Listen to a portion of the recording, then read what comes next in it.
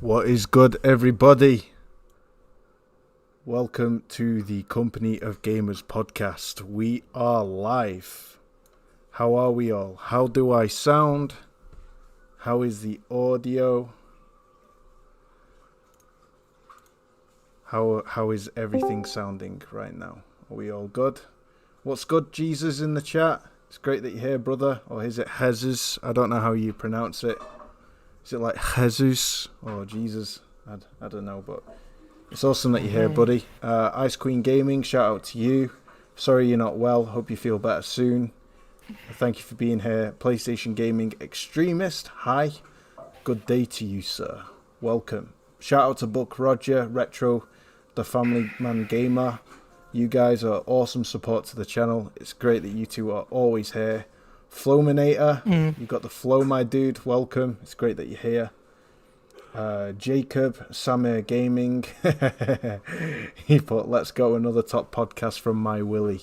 I don't quite know how to take that, brother, but thank you. Nikhil Rao, it's great that you jumped on, buddy. Thank you for being here. If you're listening in still. So far a good turnout. So far in the chat, we have Akira, Leviathan Gamer, OT, and special guest Wilhelmovsky. We have Remnant Gaming Despair on his way. He's just being his typical laid-back self and finishing off a game, doing what gamers do. So he'll be jumping on in a minute. Hopefully DZ is on his way. I don't know if he's running behind, but hopefully he'll be here soon. Please let me know how the audio is sounding, guys, and let me know if things need adjusting. Well, let's get this show on the road. We've got an exciting episode ahead. I'm so happy. This is our 7th episode. And the Company of Gamers is so far delivering the goods. Let's hope tonight is yet another one of those awesome episodes full of insight and also just gaming talk, really, things that we love. So we've got both experts on the panel from a software point of view, technical kind of knowledgeable individuals, and also passionate gamers who have an appreciation for all things gaming and a different variety of panel. So let's start off with our special guest today, Wilhelmovsky. What's good, brother? Welcome. Hey, thanks for having me, man. It's awesome that you're here. Grateful that you're here. So to tell us a little bit about yourself, Will. Should I call you Will? What should we call you? Yeah, you can call me Will, yeah. Awesome. So where are you from? Was born in Germany, so if I do any grammar mistakes, I apologize. Awesome. Yeah, no problem. Your English sounds great, brother. Thanks, man. Guten afternoon. What's good afternoon? I don't know. Guten Abend. Guten Abend. Akira knows a little bit German. He knows afternoon is guten Tag. Guten Abend is good evening. Guten Abend, yeah. There we go. Guten Abend. Akira, you knowledgeable guy. Here's a Japanese kid educating a German lad on German. No. That's just. Yeah. You can't be. That's hilarious. No, I love it. Get it right, flipping heck, Will. Get your native tongue right. Seriously. I've said Guten Abend myself. Yeah. Oh, okay. That's Then it was coming with afternoon and yeah. Yeah. You tell Guten Abend. You tell us what games do you play, basically. Yeah. Yeah.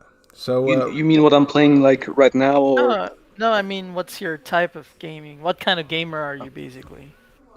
I'm basically I gotta say I'm very flexible when it comes like to genres and stuff like that. Like of course I'm not into everything. Like for example, JRPGs aren't like quite my thing, but I have like a special kind of soft spot for action titles. stuff like DMC, Ninja Gaiden. I'm also currently playing Ninja Gaiden Sigma via the Master Collection, and that game's like I haven't beaten it yet. I have like 4 chapters still ahead of me, but so far it's really, really awesome. Great, great game. Like, it's punishing, but it's in a good way, It gives me that kind of kick in the balls I really enjoy. That's awesome. Sorry, I've just noticed, guys, that my Discord overlay is still playing up. I've been trying to get it to work, and now it's just disappeared altogether. So I don't know. I don't know what to say or do about this. It's a pain in the ass. So I'm sorry you can't see who's speaking at the moment. I will try and get it sorted for the next show. I've spent so just to break this down, guys. I've had so many issues with my new PC. Is it worth it when I load up a game? Hell yes, right? It's incredible. But from a software perspective, in terms of getting everything to run smoothly, getting the right drivers, all that crap, I'm having a hard time, guys. I'm not gonna lie. So I've had to remake this podcast from scratch 3 times in the last week because I've had to do factory resets, but nothing seeming to work. So I do apologise. It's been a bit stressful, but we'll continue to try and get this sorted. So Will, no, that's awesome, bro. What made you fall in love with gaming? When did you begin gaming, and what particularly is your favourite game and why? Like, it ever since started with an N64 in the old family car. We've had an N64 there, and I've played a lot of Diddy Kong Racing with my brother on it. And then later on, I got a GameCube, which is also why I've which also explains why I have this, huge soft spot for, these older titles, because it's like basically the thing I grew with, Played a lot of Mario Kart, Double Dash, Def Jam Vendetta. Man, I love the Def Jam games. They need to make another one. Like, they're so fun. Can I ask, how old are you, Will? I'm 16. That's insane. We'll turn 7. We have. Yeah. You're like the most appreciative, old school, like millennial I've ever met. Because you're millennial, yeah. You're like almost half my age. I'm 28, so you're like 12 years my junior. And you're talking about a console I was too young to play when it first released. That's nuts. Talk about a cultured individual, man. Thank you, man. Seriously, it's John Linneman. He's a mini John Linneman, and it's a huge credit to you. But Buck Rogers won't agree with you. He's already booing me for not being into JRPGs, it seems. Nah. I mean, JRPGs, like I said, it's acquired taste, man. Well, it's funny that you mentioned that, Will, because I've struggled with them for so long to get into them until very recently. Judgment made me absolutely I've just not. It's something clicked, the penny dropped, and I'm like, wow, I get it. I finally get it. Okay, I think I had to be more specific. I specifically meant like, turn-based RPGs, Like, I love the Yakuza games myself, Oh, like, the Yakuza games are like one of my all-time favorite series and games. Oh, I think you may have redeemed yourself a little bit in Buck Rogers' eyes. Yeah, maybe. Let's see. Okay. It's turn-based RPGs. Yeah. Turn-based. What about Yakuza Like a Dragon? It does, because that's turn-based. Yakuza like a. Oh man, I don't know if I will ever get it, because the first time I've heard that it's going to be like an RPG, I was kind of put off. Like, maybe someday, when I get a PC myself. Like, is Like a Dragon on PC? I think so. Yes, it is. Okay, maybe when I get a PC myself, I maybe jump into it, because one thing I'm certain they will nail is, characters, stories, writing, and all that, because that's always something they were, always great at with the Yakuza games. The stories, the characters are always, like, top-notch. Like, these games told, like, some of the greatest stories, I think, ever told in games. Yakuza, that game, that nearly made me cry near the end because, like, damn. Mm-hmm. Yeah. So I've not played them yet, but I'm planning to because I'm currently playing through Judgment. You should absolutely, man. I'm playing Judgment on my PS5, and I'm playing some more of The Witcher and a few other things on my PC. But yeah, no, that's awesome, my dude. That's great. Buck Roger says turn-based is a true JRPG. Anything else doesn't really count. I love it. He's going ham. He's going ham. That's awesome. Shout out to Buck. He's such an awesome guy. He's a huge supporter of both my podcast and also Saltiest Gaming. Saltiest Gaming's podcast every Thursday. Check that out. It's an awesome podcast. Also, same about Retro as well. It's great that he's here. So shout out to you guys. Moving on to the rest of the panel. No, but welcome, Will, and thank you for being here. Looking forward to your insight and wisdom because, truth be told, I think you may know more about old games than me, and I'm a lot older than you. So that's crazy. Like one of them prodigies, you know. Born with an old soul. I love it. We've also got my brother, my good friend Oti. Shout out to you, good sir. It's so awesome that you're here, my dude. Welcome. Nice. How are you doing? Not bad. Today I actually met up with some of my friends who I have not seen in like maybe 18 years. Awesome. Because of they moved to America and they came back to visit, so it was really nice to see them.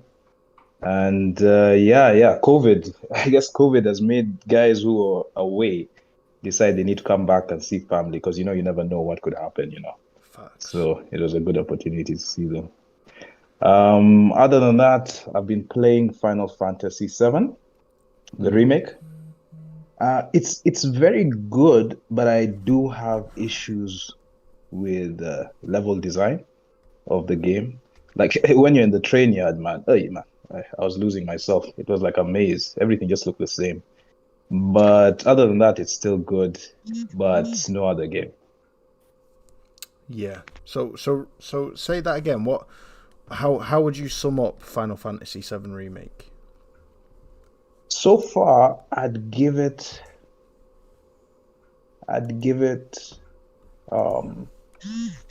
maybe even a 7.5 to 8. I love the action. That's 10 out of 10 for me.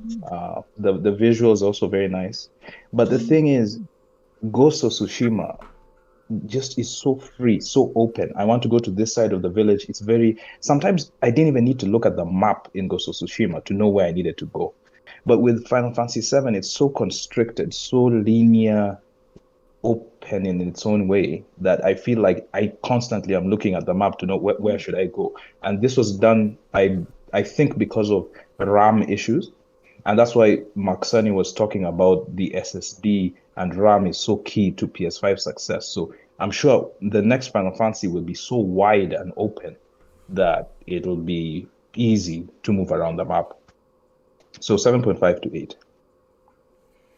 Awesome. You know what? People might find that difficult to hear, but shout out to you, OT, because people. I mean, you've been on fire recently on Twitter, and I couldn't be more just more in awe at some of your videos that you've been making, where you deliver the facts. I don't know what juice you're on, bro. What kind of weed you take, but it like gives you some insane I don't know, divine knowledge and ability to articulate yourself in some incredible ways where you just destroy these narratives, bro. That it's just awesome to witness. But it made you literally blow up 400 followers in one night. Yeah. You gained 400 followers from a single video. That's just.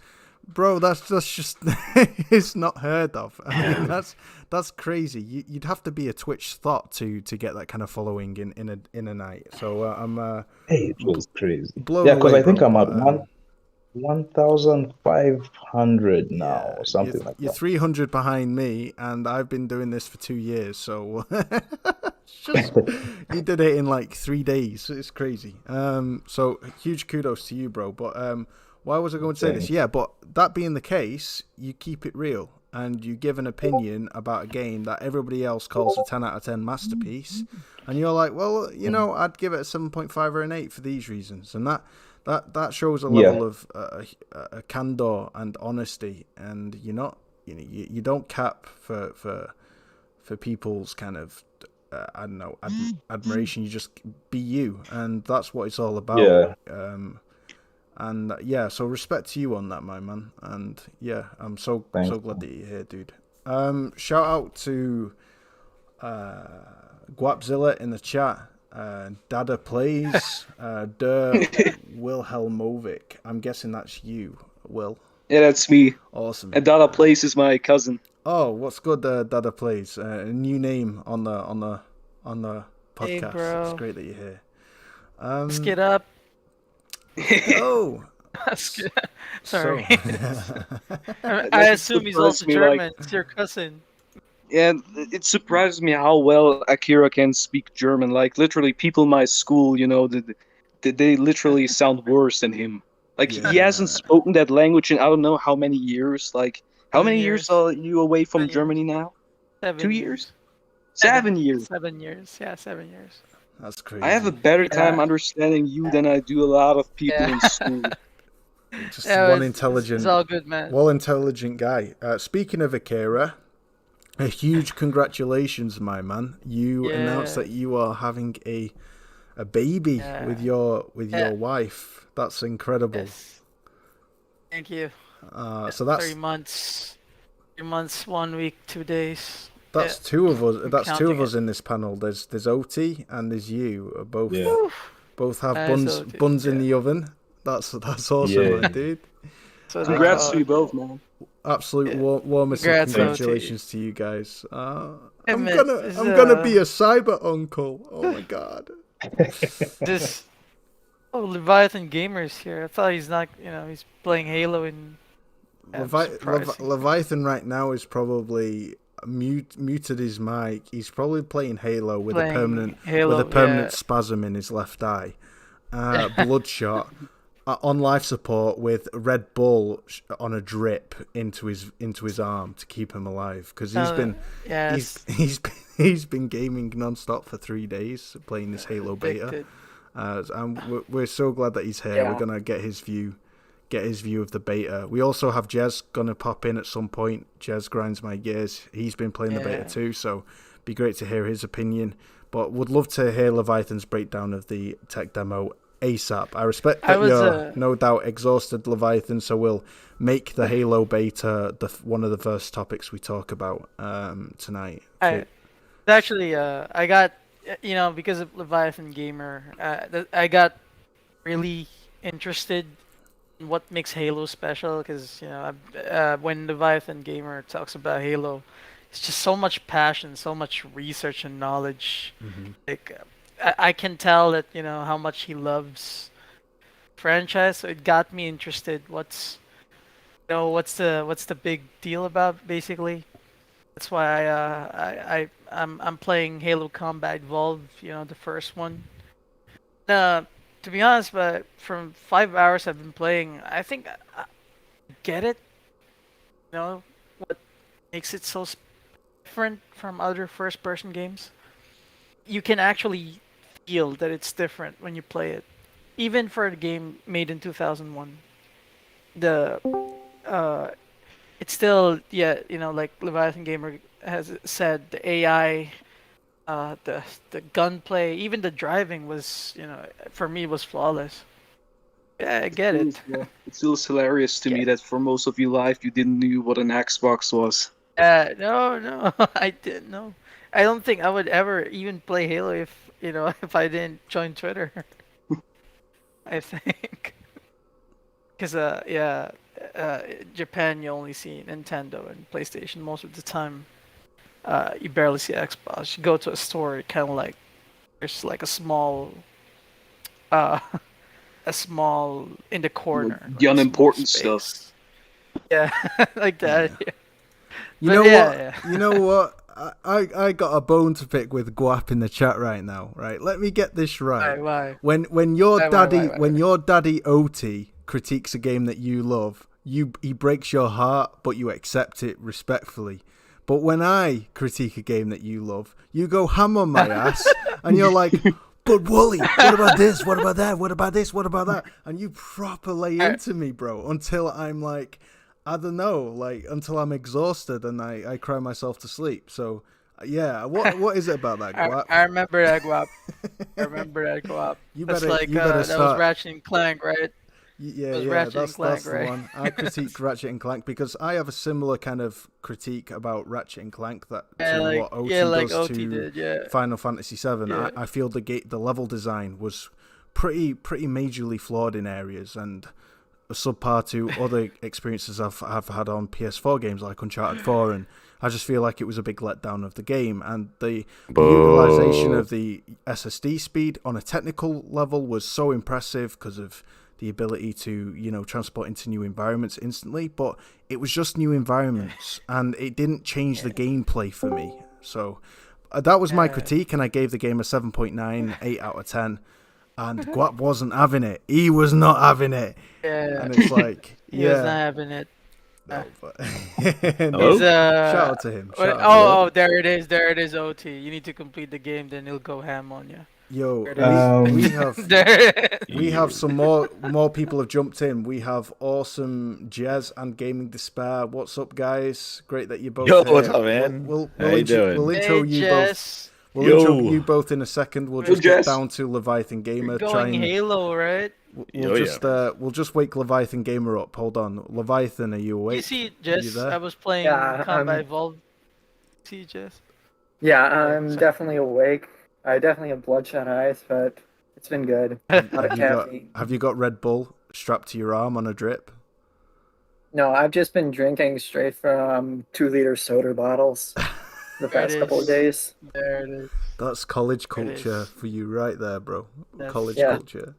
Well, I won't ask you too many questions. I have a college story, actually, just to throw in, because that actually reminded me. So around my sophomore year of college, one of my friends decided he wanted to cheat on his girlfriend and she needed a place to stay. So she stayed in my room, but obviously I wasn't going to sleep with her. So I had no place to go on a Saturday night. So I was like, well, I got these 2-liter Mountain Dew bottles. I don't want to disrupt her. So let's just go walk around downtown and just see what happens and laugh at some drunk people. So I stayed up all night just walking around drinking 2-liter Mountain Dew bottles. After all the stories I've heard from Akira, I'm pretty convinced that friend you're mentioning was Akira. No. Leviathan Gamer, that was, were you able to get home on that day? Like, the girl was still in your room, right? Yeah, she basically was just staying there because, she was depressed because, her boyfriend decided to cheat on her in front of her next to me and then tried to get the girl to make out with me. Like, it was weird at the time. Leviathan was just like, yo, I just want to play. Is this the leaked Halo campaign story? Leviathan just wanted to play Halo. Fucking bastard. What a bastard. Leviathan's just like, just let me play Halo. Just let me play Halo. Katana? Give me my soda bottle back. I just want to play Halo. I just want to play Halo. Yeah. But shout out to Leviathan. Right there, bro. I gotta say, I'm really grateful that Leviathan is here because right now being here is difficult for him. Not only because he still wants to play more Halo, but also because he's struggling to stay awake. So shout out to you, sir. So thank you. Leviathan, he convinced me to play Halo, man. Shout outs to you. Yeah, awesome. We also have Jez. Jez77 has jumped in. What's good, brother? Yo, what's up, man? How you doing? My voice is a little hoarse. I've been streaming that Halo for the last 2 nights, and my voice is a little hoarse from talking about it. But jumping on, giving some impressions here, and Yeah, thank you for inviting me to the show. I'm playing some random dude's footage here. I have no idea, you know, who this is. You can play mine. I am playing yours. So that I was joking. You're probably not watching the stream right now, but I've been. Are you trash talking when? No, you're playing bots though, right? Of course I am. I've been playing. That's all that's available right now, bots. Yeah, you cannot really trash talk bots. No, I'm not trash talking bots. I'm basically, you know, I'm scratching my head on some of the things, but yeah, it's There's some really funny bot footage. The bots have got better than Friday. They improved overnight. Yeah. Nice. So thanks for being here, Jez, man. For those who don't know, Jez has his own podcast, the Grinds My Gears podcast, every Friday, is it? It's Mondays. I do the Gaming Grindhouse on Monday nights, 8:30. 8:30 Monday. Awesome. Yeah, it's blowing up. Almost at 1,000 subscribers now. Crazy. Yeah, it's the grind. Well played, brother. It's been the grind. We have Gaming Despair. He's jumped on. What's good, brother? Just been chilling, man. Just had 2 days ago, I think, 2 or 3 days ago, had an Xbox gamer. I'm not gonna mention his name. You know, that thought he could beat me in The Last of Us when I have 30,000 hours in that game. So we jumped on the multiplayer. Big mistake, man. It went from like me clowning the first game, clowning the second game, and in the third game I took it serious where he literally had 0 kills on me. Man, hey, bro, there's levels to that. You know, there's levels to that. You know, so what was I gonna say? Now he's gonna challenge. I'm gonna challenge him on Halo Reach. See, here's the thing. I don't know anything about Halo. I don't know anything about it. The only thing I know is the name Master Chief and Cortana. 1-on-1? Yeah, 1-on-1. Oh.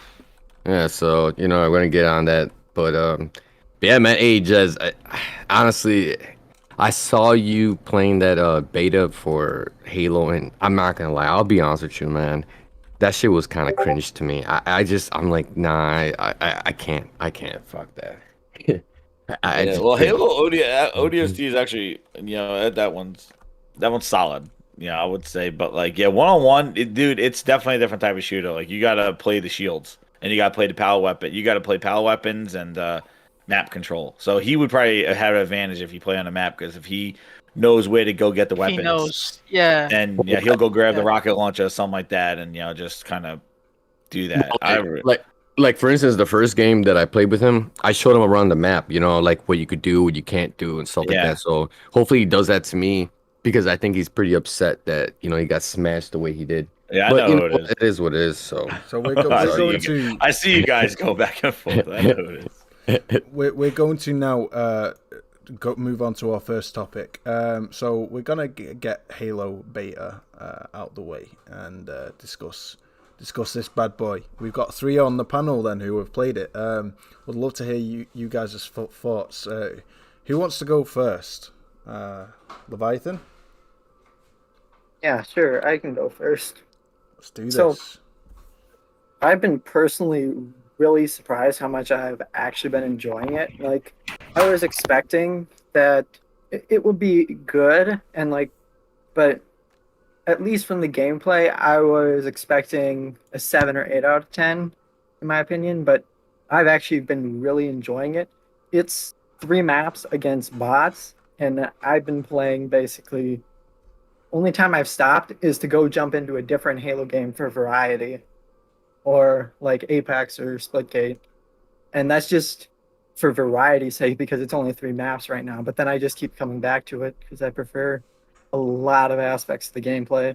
That's just so much better than previous Halo games. Awesome. So, yeah. So what is it about it that you love especially? So a big thing is the change in how aim assist works. Is they've substantially toned it down. Like, I kind of knew that from just watching the gameplay of it previously, but they've really toned it down. So it requires substantially more skill to hit targets. And right now, probably the 3 best weapons, at least from my play time, is the sidekick, the needler, and the commando rifle. Those are the 3 best. The pistol? It's pistol. Yes. Yeah. It has it has a charge pulse blast, right? You charge it off. No, that's the pulse. That's the sidekick is the handgun. Yeah, but doesn't the handgun have a charge? No, that's the other pistol. That's the plasma pistol. Yeah. That's not no. The standard, more military looking, like human military looking pistol. Yeah. Mm-hmm. What It's platform are really you playing on? base Xbox One, because I wanted to put myself through whatever the worst performance would be, because I don't want a cyberpunk situation to happen. So I wanted to be able to inform consumers if, hey, this platform you really shouldn't buy this game on because it plays really bad. But I was actually surprised. But what if they gave you a chair? Oh shit. Repeat that question. What? Nah, yeah, he was joking about getting a chair like the cyberpunk situation. No, they definitely didn't. Not like Paris. Yeah. Hey, Leviathan. Sorry, I don't mean to cut you off, bro. Hey, Wooly, bro, man. I just got called in early for work, so I gotta fucking start heading out, man. Sorry about that, dude. I couldn't be on the show longer. I told you, I worked on Sundays and stuff, but no problem, dude. Man, I wish I could have been on here longer, dude. It's all good, brother. Yeah, man, dude. Yeah, nice talking to you. Kira, Jez, Leviathan, Odie, and how do you pronounce that?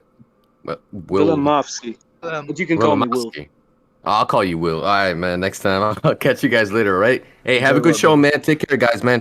Peace. Yeah, brother. Bye. Yeah. Bye. Bye. So no, that's awesome news, dude. I'm glad you're enjoying it. It's only 30 FPS, right, on your base Xbox. How's that been? Yeah, so I really don't like 30 FPS. Just putting that out there. I really need 60 or 120, but it's passable. It's fairly stable 30 FPS. Occasionally, it'll just start dropping frames for no reason. It's not a graphical. It's just for whatever reason the GPU and CPU are undersaturated at that point in time, and it'll just stop dropping frames, and then it'll recover randomly. It's not graphical related. It's some optimization issues, which the Xbox One, One X, and PC are very unoptimized right now. Yeah, it is weird. I've been playing on PC. I have a 3060, and the main screen, it was the weirdest thing. If you have it on low settings, the screen is clear, but then if you put it on ultra, it gets all blurry. But then when you play the game, you have to switch it to ultra. Then it gives you better textures and stuff than the base textures, no bullet holes and things like that until you go from low. So it's really strange, and the frame rate stuff is really weird. I couldn't get above 30 on the first night, even dropping my resolutions and doing everything on low. It was just fluttering around 30, and then I finally got around 55 and 60. It is not optimized at all from yesterday after that second update that they did, where they increased the bots and added the 2 maps. So, Jason, but I agree with Leviathan on those.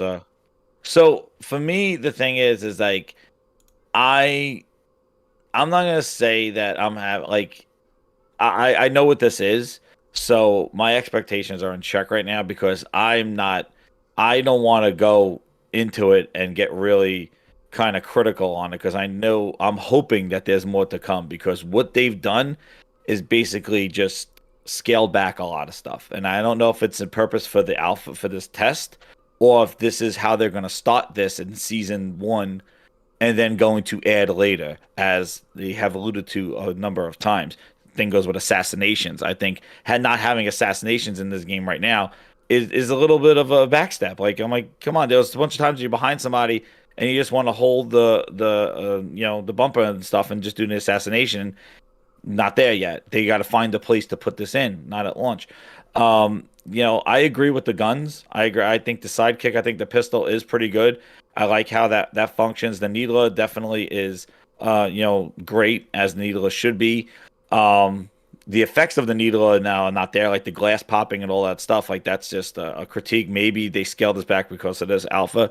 But I gotta tell you, overall, a general consensus, if anybody wants to know how it plays, it's basically they basically took Halo 5 and they took a lot of the mobility aspects out of it, all the spotting abilities out of it, and kind of it does feel more like Halo 5 than any of Bungie Halos and stuff. But what they did is that they did take some of the elements of Halo 3 with equipment and added that.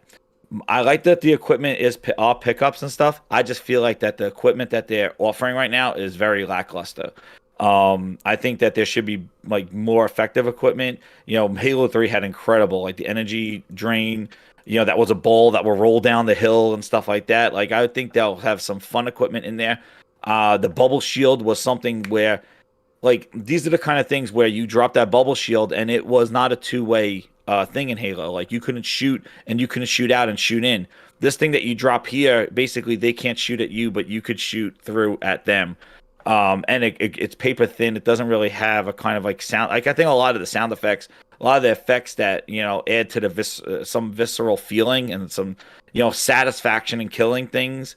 I don't feel it.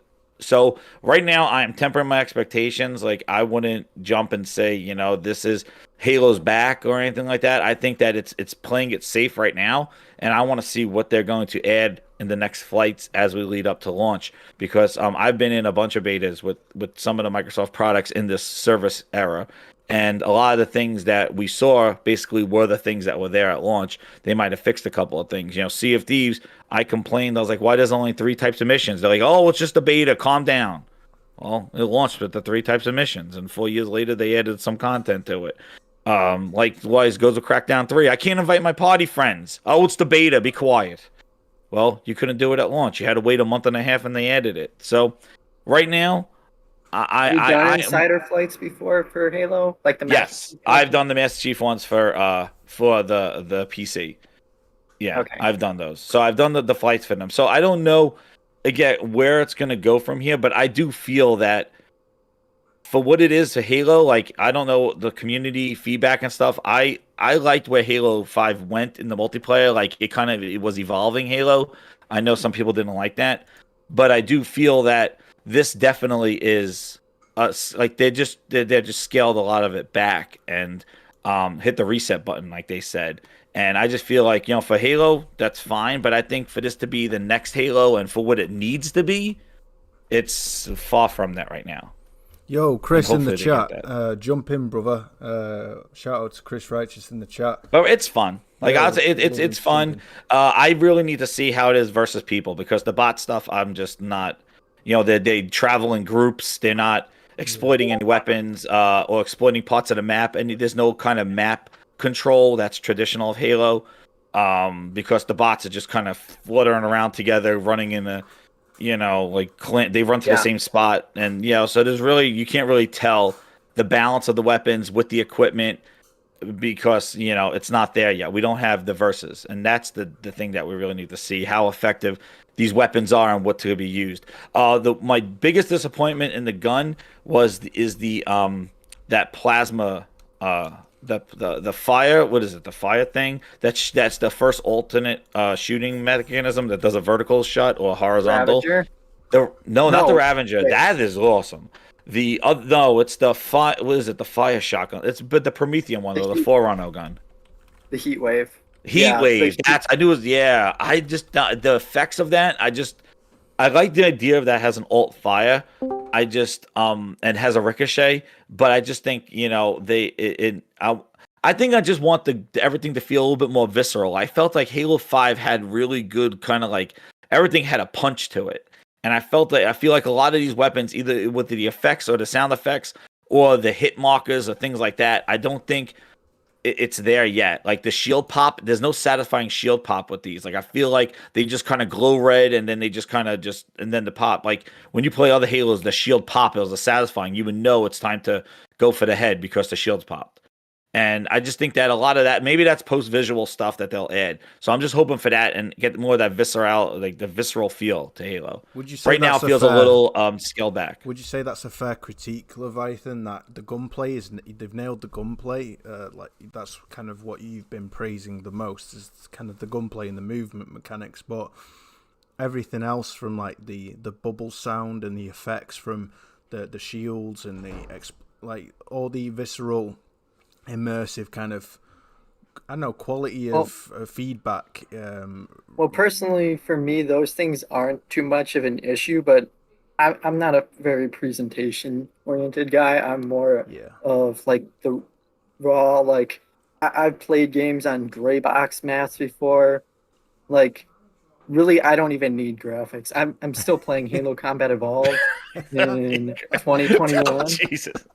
I played the first 6 time he hours saw, of Combat I tell you, Evolved this weekend. when he was 15, So 16 far. years old and he saw Killzone 2 for the first time, he was like, meh, it's all right.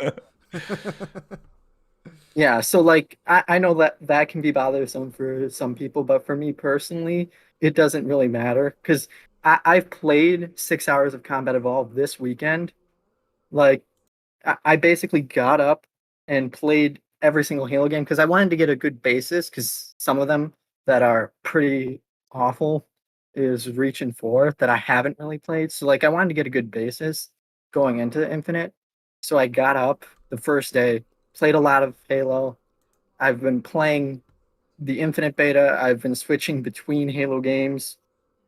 I'm also the kind of guy that is like I can like switch on a dime between like semi-pro level gameplay between different FPS games fairly quickly. Like I can switch between I've done it before where I go from Overwatch, Halo 5, Halo 3, Combat Evolved, Apex Legends, Battlefield 1, and Call of Duty Modern Warfare all in the same day. Like I can just switch.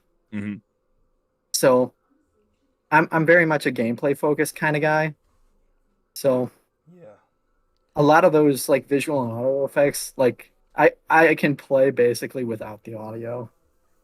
Yeah. So that's just. Would you say the gunplay? How does this compare to like? I mean, Jazz, coming from you, brother. What's your favorite Halo? My favorite Halo, I would say is I liked 3. I think 3 was that, and then 2 was right near that one. I think 2 did a lot. So like, my favorite all time would I would say 3 definitely. And 3 was more of just Halo 2, just with equipment. Like Bungie didn't do, didn't change the script with Halo 3. They basically just made it Halo 2. What's the difference between Halo Infinite and Halo 3 in terms of gameplay? Let's kind of, for us who haven't really played much of Halo, I haven't really played much since Halo 2. What's the difference here? Halo, the thing is a lot of it's the movement of it. Like they have made it faster because Halo 3 was definitely more of a slower game. It didn't have the sprint, and we saw, they actually affected the sprint here, where the sprint doesn't make you go that much faster. It just kind of gives you a little, that thing was like the 3% speed increase. It's actually 15%. 15, they said? Okay. Yeah, I saw somebody like doing it.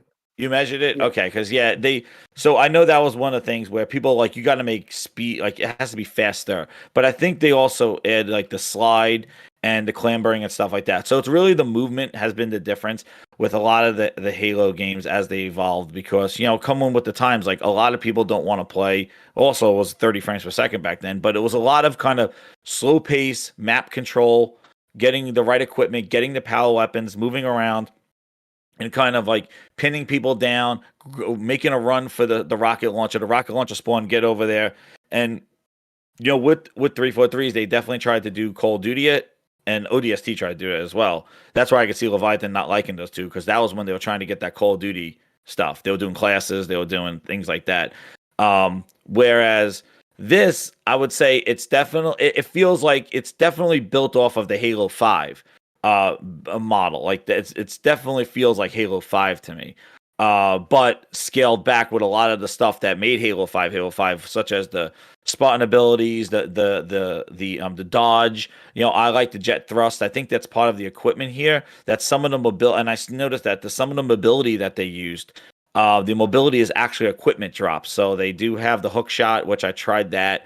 And it was pretty good. I personally see, for me, I would say let's make, and again, not a lot of Halo fans will agree to this, but I would say I want everybody to have a hook shot. Like something has to be unique about this to make it the next Halo. It has to find its carving in the multiplayer world, and there needs to be some uniqueness to it. And I think, things like that, and even like adding alternate fires to all the guns. Like I just want to see an evolution of Halo to kind of be like the big thing that it used to be, and not to just kind of go back and recapture stuff that they're never going to capture, because Bungie made a different Halo than 343 does, and they're never going to get the Bungie Halo, and Bungie's doing that with Destiny.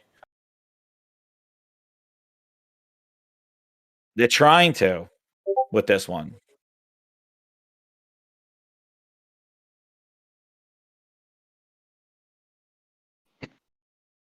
It's scaling back, and that's what it feels like. Yeah, and that's what I feel. It's scaled back. Let me Halo just 5. let me just add to that. You know, I played the first Halo, and I had to borrow somebody's Xbox so I could play it.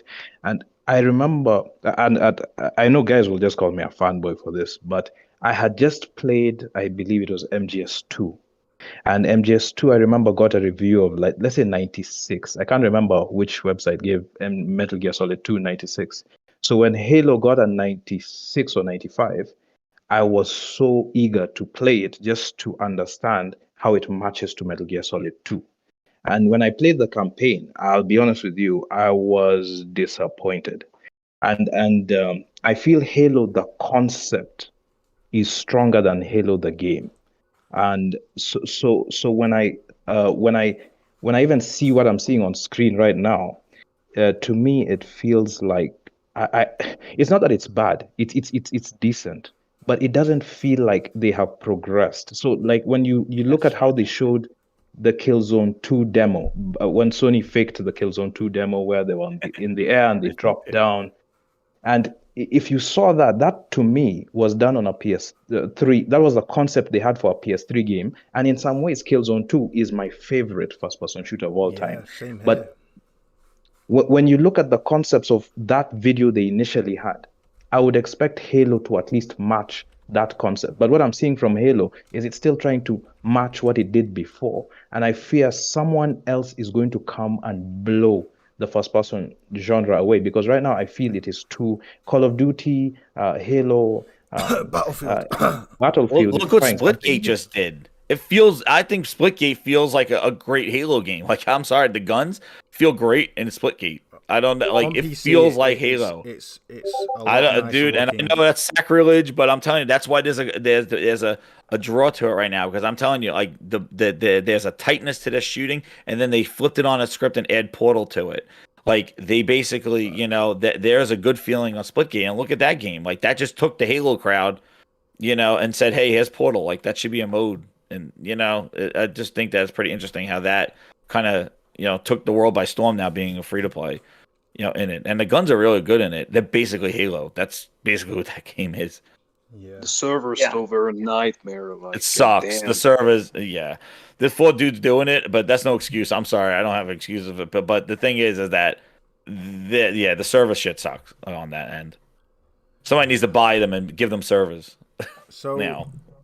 That's awesome. I mean, yeah, it's still in beta. And like you said, Jez, the Halo, it's not even a beta. It's a technical alpha. It's a technical test, so it's not even the beta. But it's a different coding paradigm. It's different than alpha and betas, because how alphas and betas work is you build the entire product to a certain level of quality, and then you basically, okay, here's the alpha test, here's the beta test. What they're doing with their flighting program is a waterfall method. It works better with crunch, specifically to mitigate the effects of crunch, where you do sprints with your coding releases. So, like, you release a feature build, and then you do a sprint to fix the core issues of that build, and then you just rinse and repeat that formula. So there's probably going to be 4 flights they're going to do.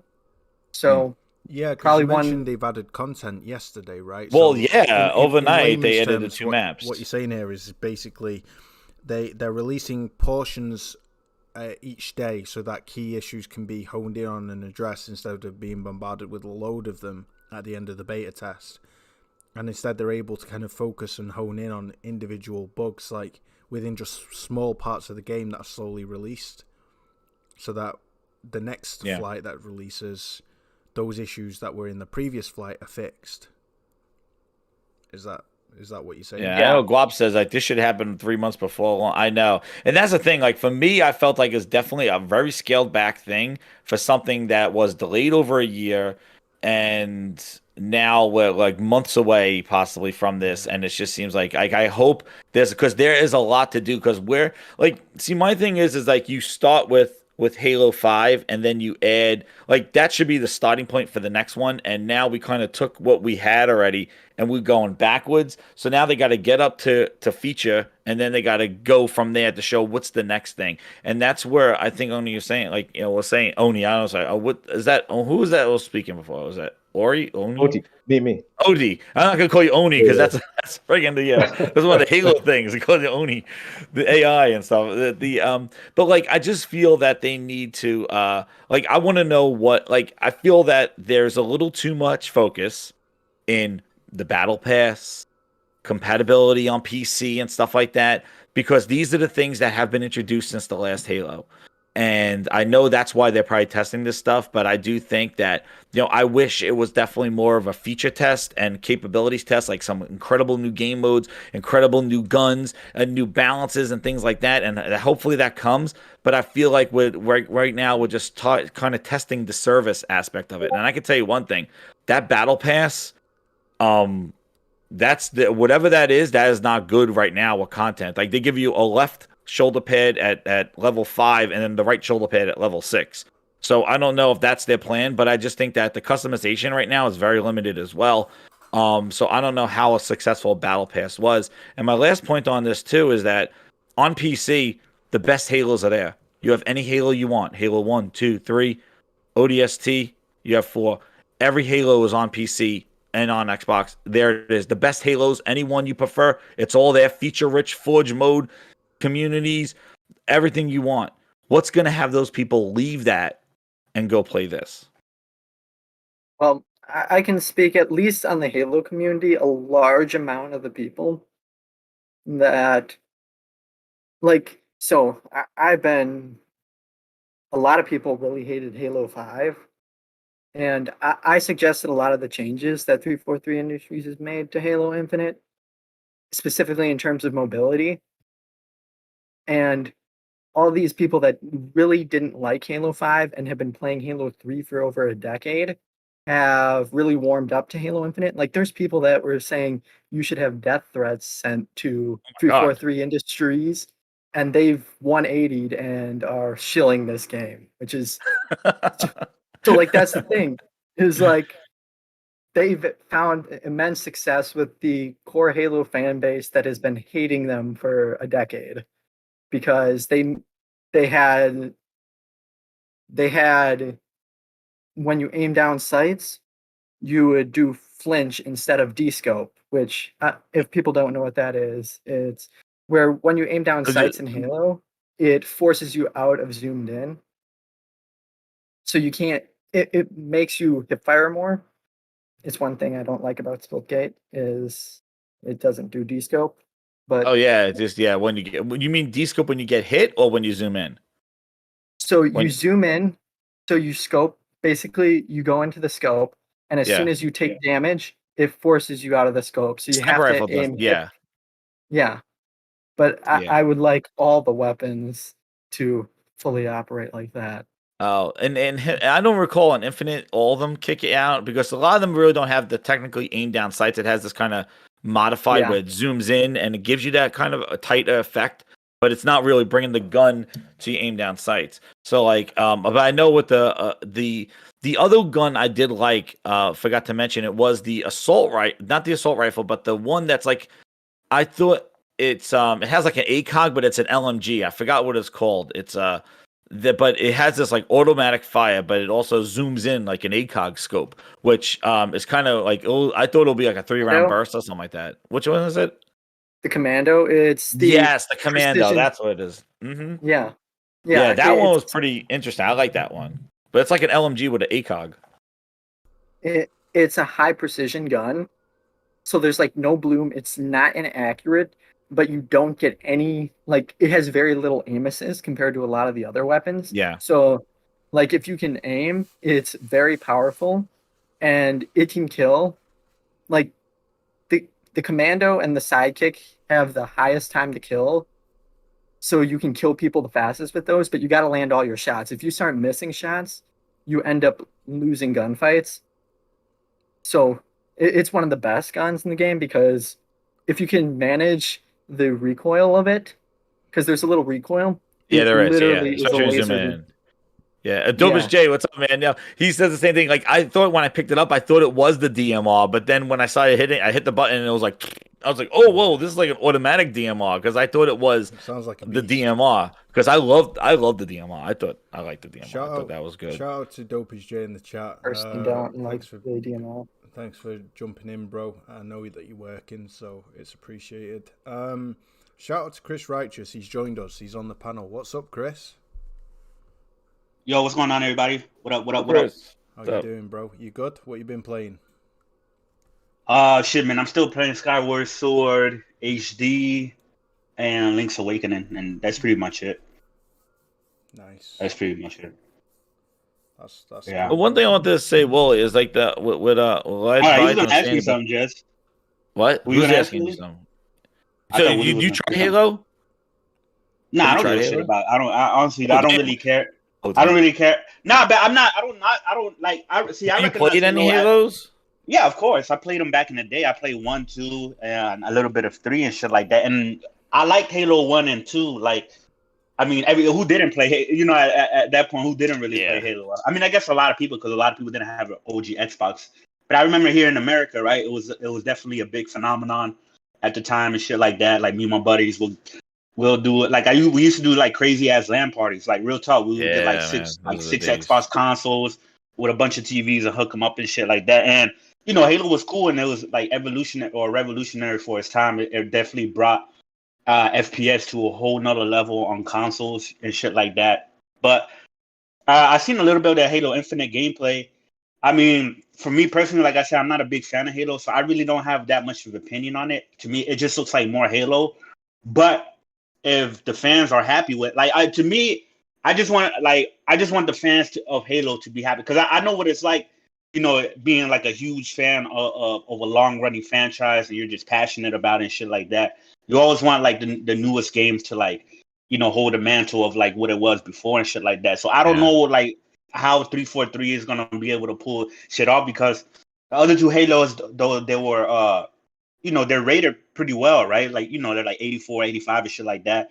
But at the same time, this is one of the biggest legendary franchise. So I don't know how 343 is gonna really like do anything like super like captivating and innovative. Maybe they don't need, and they don't really need to, for people who just want a better improvement of, you know, Halo 5 or Halo 4 or whatever 343 has done and shit like that. But for me personally, I don't really care that much about the franchise. From what I've seen so far, it hasn't really gotten me to a like, damn, yeah, I definitely want to get an Xbox to play this game. But for the people who are into Halo, I hope that this shit is fire for you guys. And that's honestly, but I don't really care about it. Wholesome. So wholesome, bro. So wholesome. But that is why you are called the righteous one. Yeah, that's great, guys. I mean, we've pretty much covered Halo beta now extensively. There are a lot of things that Leviathan loves and that a lot of the hardcore Halo fan base have requested that's been achieved. My only concern is, you know, is it kind of one of those, we're giving you what you ask for, so the initial oh wow is there, but will it last? Will the game have enough content and longevity to, they're really going to have to pile in the content. You know, if there's a lot more at launch than this, then it's off to a solid start, in my opinion, with room to grow. But yeah, well, the way that Microsoft Destiny 1 started off pretty bare bones, you know, and that became an absolute phenomenon. So that became the Halo killer that people would call it. So, you know, it's. Now, I was gonna say, with the way Microsoft is talking about this game, like with like some of the comments from like Phil and stuff like that. This is going to be a Halo that's supported for a very long time, even if it's like has a trash launch.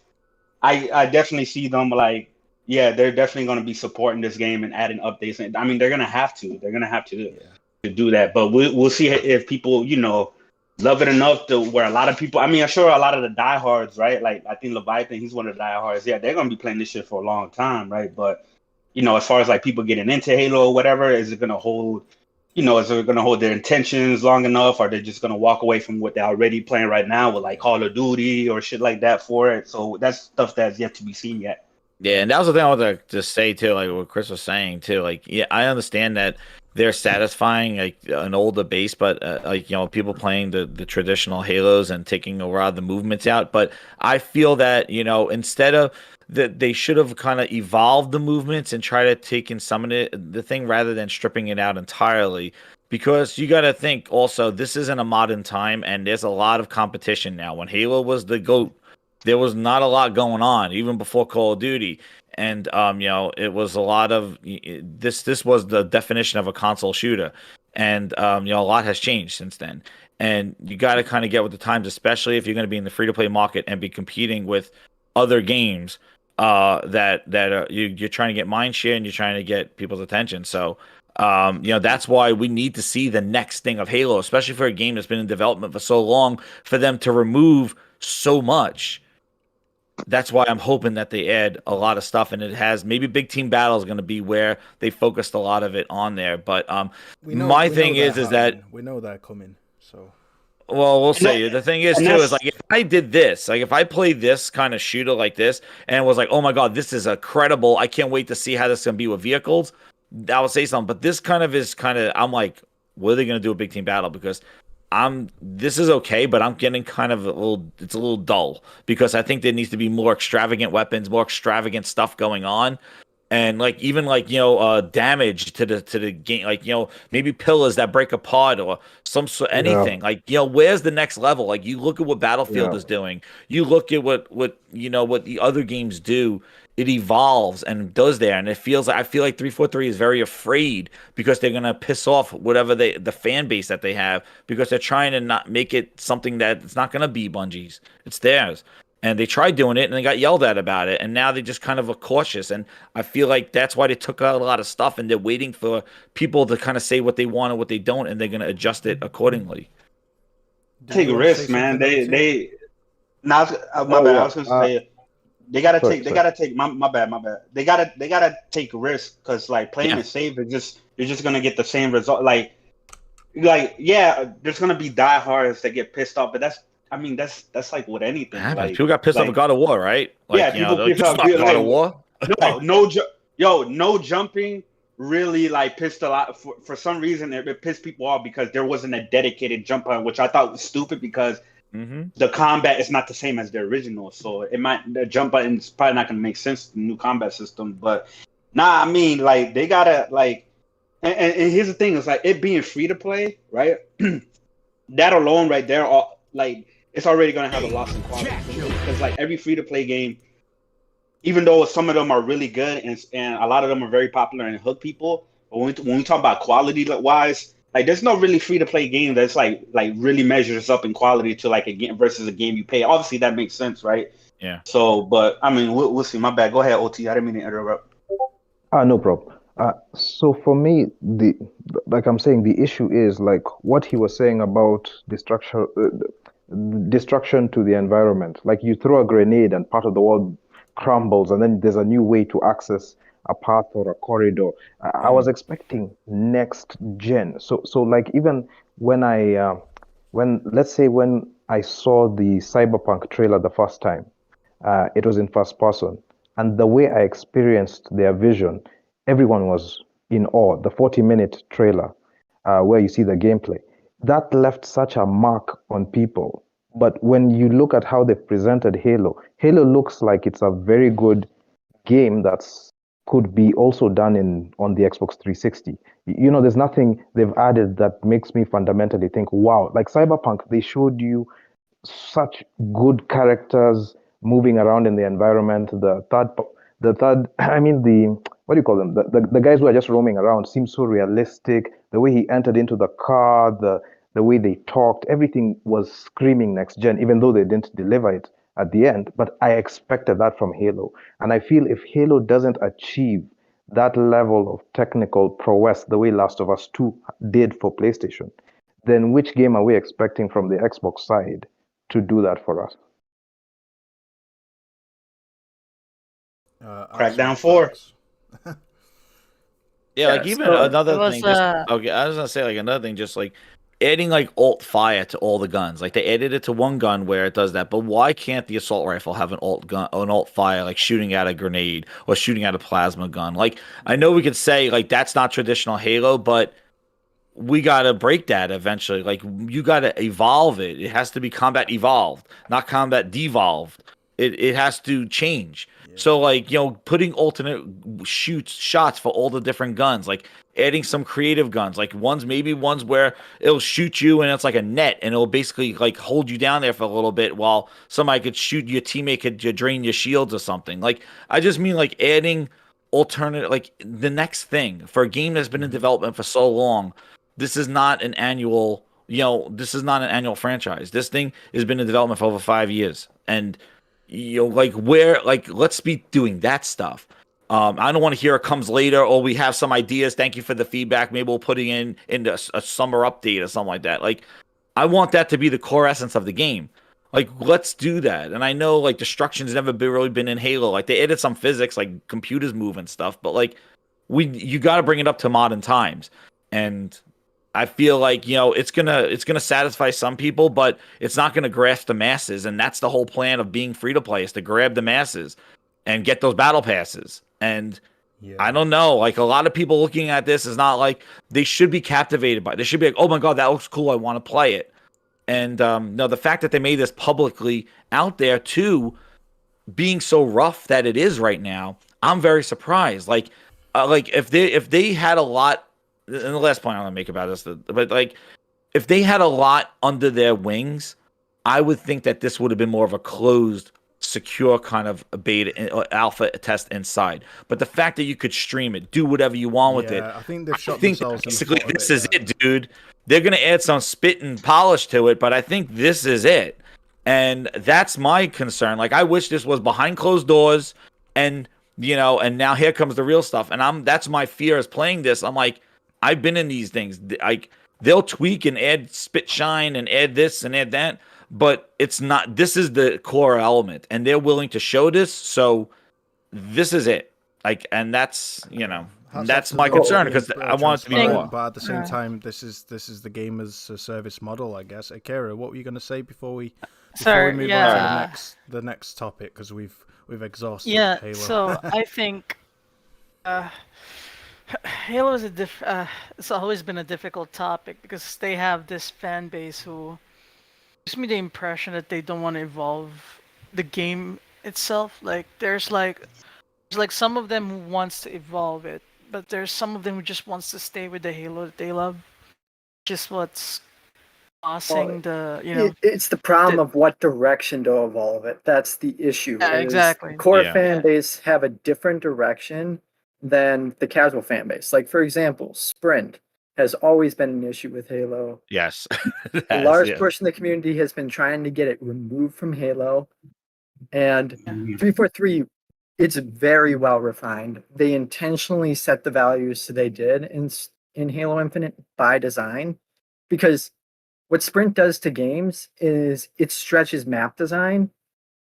Yeah. So they've set the values in such a way that it doesn't do that anymore, at least in Halo Infinite, but it's still there for the people that like to press the sprint button because Spartans run faster while they sprint. Like, they're trying to cater to the Halo community that likes sprint and the Halo community that doesn't, and they're trying to evolve it in different directions. It's a hard task, and personally I think they're doing a great job with how they've changed the equipment. I personally like the equipment in Infinite over Halo 3. I think Halo 3's equipment is better left off because the only one that I like is the grav lift from Halo 3. The rest they can be removed. So Infinite's equipment is much better, at least to me. Drop wall is kind of mediocre. But see, like the thing is with the sprint stuff, like if you launch a shooter without sprint, like it's gonna be hard, especially from people that play modern shooters when they click that stick in or when they do that. The person doesn't move faster. So that's why it's going to be hard. They can't really remove it. But something that they did in Halo 5, which I thought was pretty creative, was that your shield does not recharge when you sprint. So you're kind of doing a risk benefit of like you want to get speed, but you're not going to recharge your shield.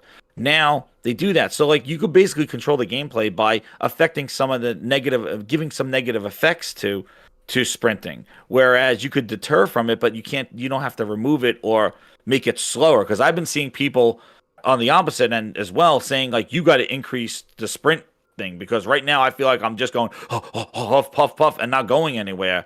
And people want an increase. So some people want to remove, some people want it increased. But like I would say, keep it in there, but use some gameplay elements to kind of make it not a instant win that you're gonna run away. It damaged the shields. Like the shields will not recharge while you're sprinting.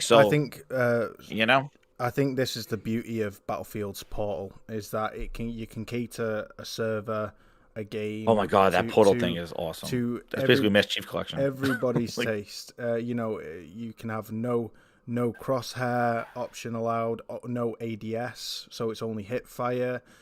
You can customize it however you want, and that's something Leviathan brought up in the last. Is Forge in this? Is they gonna do Forge? Yes. In this? Yes, they confirmed that this is just a fraction of the content. Like, I don't know if you follow them on Twitter, but they confirmed that this is a small fraction of the content, and Forge is confirmed for launch, but they've not shown any of this. So the marketing is probably the biggest issue I have with Halo Infinite out of everything, because there's a lot more that they're not showing, and they're refusing to show. Yes. And I think it's actually doing a good portion of the Halo development team from Halo 5 went over to Apex Legends, and Apex found huge success because of that, because a lot of their ideas ended up, like, you can feel it if you've ever played Apex. Like, there's clear Halo elements in it compared to other Battle Royales. Yeah, compared to other Battle Royales, it borrows more from Halo. And because also, I kind of know the player count numbers because I have an exploit to get that, where Halo saw a huge drop off in players when Apex Legends came out. Like, its stealth release, it basically killed the Halo population. Really? And since then, matchmaking's been rough. And so they're taking inspiration from Apex with the marketing, which is not show as much as possible and then just surprise everybody at launch. But I think it's been so long since a game came out that they're kind of shooting themselves in the foot. Like, Apex, no one was expecting, so the surprise launch was truly a surprise. Halo Infinite, people have been waiting for this game for over half a decade. They're not going to surprise anybody. And it's tied to a campaign too, a single player. Halo is Halo is a long time, popular brand. Elements of surprise are not really, let's say, not really a wise decision, because people are just anticipating it too much to do some kind of element of surprise. Like, I actually agree with Leviathan Gamer. I said it before. Like, I really feel like Halo's presence is so weak because I think the marketing is not so on point. Like I said, I'm not feeling the presence of how legendary the franchise is from the marketing, basically. Even Halo 5 had, and I remember Halo 5 marketing. I think that was more grand compared to how Halo Infinite. Oh, huge! I listened to the Hunt the Truth and all that other stuff. That's what kind of screwed up the story, was that I was so involved in the lore. They introduced Locke. They gave the movie Nightfall for Locke. Like, and that was my concern with. And this is the campaign, so I don't want to get into the campaign stuff. But I agree with Leviathan. Like, I think that the marketing of this seems very kind of cautious. And even that video that they did, I don't know if you noticed, like, they seemed like they were like deers in headlights in that kind of the pre of what they're going to show. Like, guys, we're going to show you this. To developers. They looked kind of like they looked kind of shook, like guys, and just the confidence is not there. And Halo was that thing. Like, when it was a Halo release year, no matter 4, 5, 1, 2, 3, it was, dude, it's Halo time. Halo's releasing this year. Get your friends, let's go. Yeah. And I feel like, like, I remember Halo. Like Halo 2, I remember Halo 2, I don't necessarily remember it because that was the peak. I mean, Halo 2 was the peak. That was crazy. Halo 3 was too. It was nuts. Like, I remember, I saw talk shows and all talking about it. You saw people standing in line just to get that game. Like, I don't really get that same vibe with Infinite now. Yeah, I did say it as well. it doesn't feel as grand as it actually should, because like Halo's like that beloved of a franchise, and to see it, getting pretty much like, I don't know, like I think ignored, or I don't know if ignored is the right word, but underrepresented as it is like kind of sad, Yeah, I think. Leviathan. Sorry. No, go ahead first. Sorry. No, it's all right, bro. Finish your point, bro. Leviathan Gamer, I need you to correct me on this because you're the Halo expert. So, like I said, Leviathan Gamer convinced me to play Halo Combat Evolved because I got interested. So, by playing Halo Combat Evolved, I'm actually understanding why the fan base is divisive and why the evolving direction is difficult. Because, like I said, my first impression of the Halo was that it's not like any other first-person game I've ever played, even though the game was made in 2001. And though I played a bunch of first-person games already, even in modern generation. And I think the hardcore Halo fans just wants this essence of, what makes Halo special and different. Stay there. That's why evolving it, I don't know, gives that fear that you may lose that. It might change, or it might turn to something too familiar like other first persons. I just think this part of the fan base, old fan base, kind of like wants to, they want to remain what made Halo special before, compared to those who basically wanted to evolve because they want the Halo to be something more. And I understood this because I said 2001 Halo Combat Evolved is fucking ahead of its time. It's way too ahead of its time, in my opinion.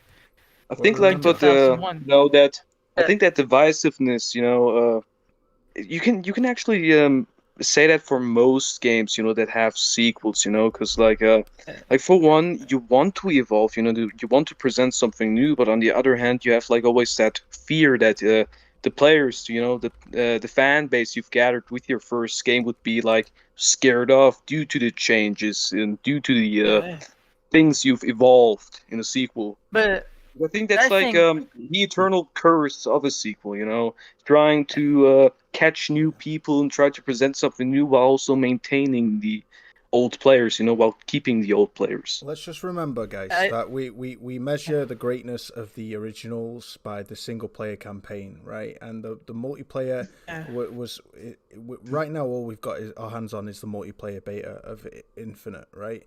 And so far, there's content lacking, but I'm more kind of concerned about the campaign. If the campaign is up to the greatness that the original trilogy was, but regardless, we have exhausted Halo, and this whole podcast cannot just be about Halo.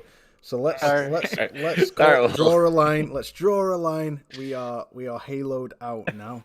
It's time to move on to the next topic. He just shot himself up with adrenaline. He was sleeping. Yeah, too much Master Chief. Can't handle much Master Chief. It's just too much. Yeah, and basically what I want to say to end it is basically, I just think that Halo Infinite should have been like what Combat Evolved was. It's just basically that impression that it's ahead of its time. Something to evolve it, to make it seem like it's ahead of its time. Like how I felt when I played Combat Evolved is basically what I think could have been if, the fans are not too clingy to the old Bungie Halo. I don't even see how like the campaign, because one of the things about Halo has always been it has a great it has great campaign and great multiplayer. Right? It has a universe that's surrounded by a lot of lore and that people love and shit like that. But from what I've seen with like the gameplay or whatever, I don't see how the campaign is gonna be any. I mean, I could be totally wrong, but I don't really see it. Like first-person shooter campaigns in general, to me, have just become like stale and stagnant. Yeah. Overall, it's kind of hard to make. That's why I want Metro Prime 4 to come out, because that's gonna be a first-person, but it's gonna be so different than all the other ones. But we'll see. So, all right, Wooly, you take the stage. Let's do this. Yeah, finish it. He woke up. End it. The next major topic of the evening, believe it or not, is not Halo. It's it's the delay. It's the delay of Horizon Forbidden West. The other H. That was. It's not. That wait. Whoa, Let him finish. Steady on. Let him finish. Sorry. Yeah, sorry. Mute your mic, for goodness sake. I'm joking.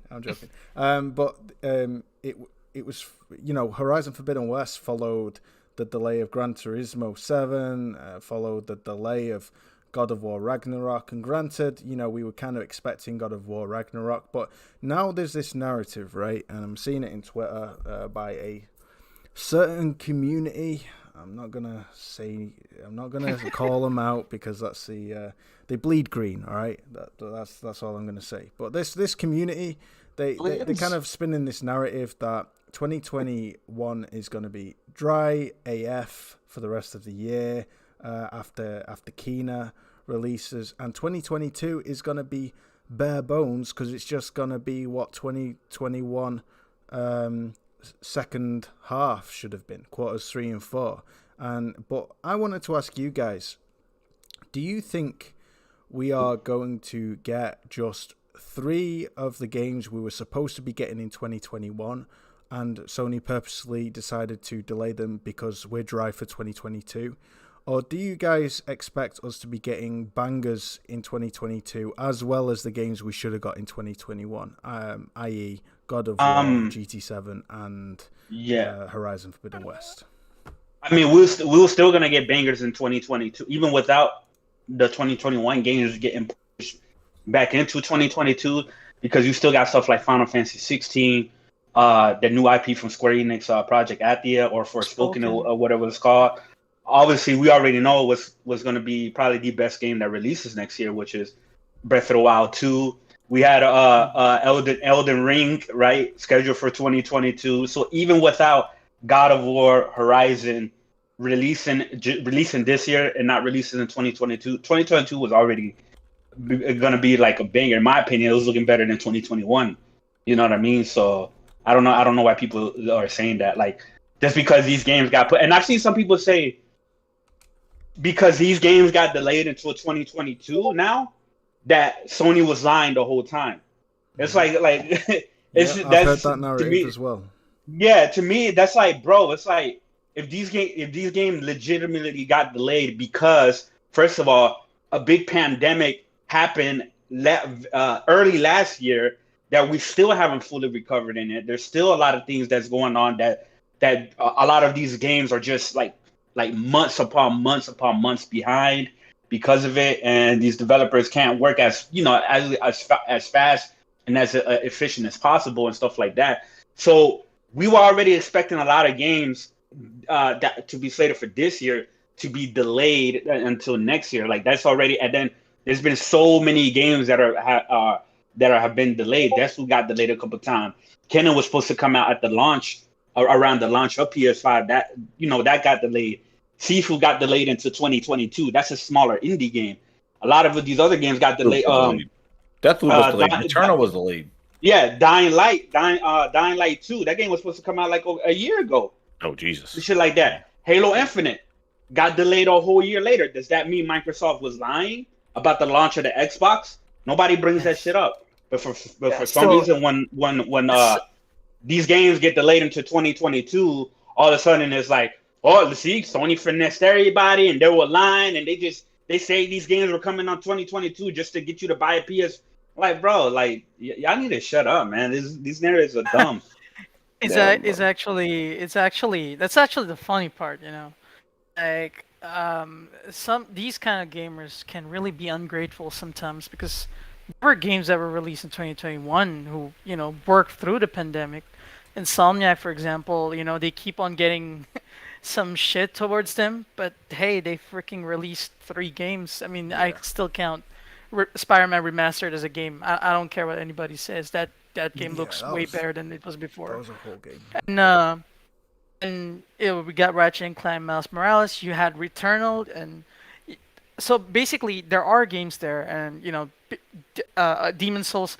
People are kind of like disregarding that these games exist because of some delays. William, I wanted to ask William, our guest for tonight. I wanted to ask you, bro, is there any game in particular that you're super excited about that you can't guarantee will be released in 2022, but Any games apart from the typical top 3 that you've heard or in production under the grapevine that excites you?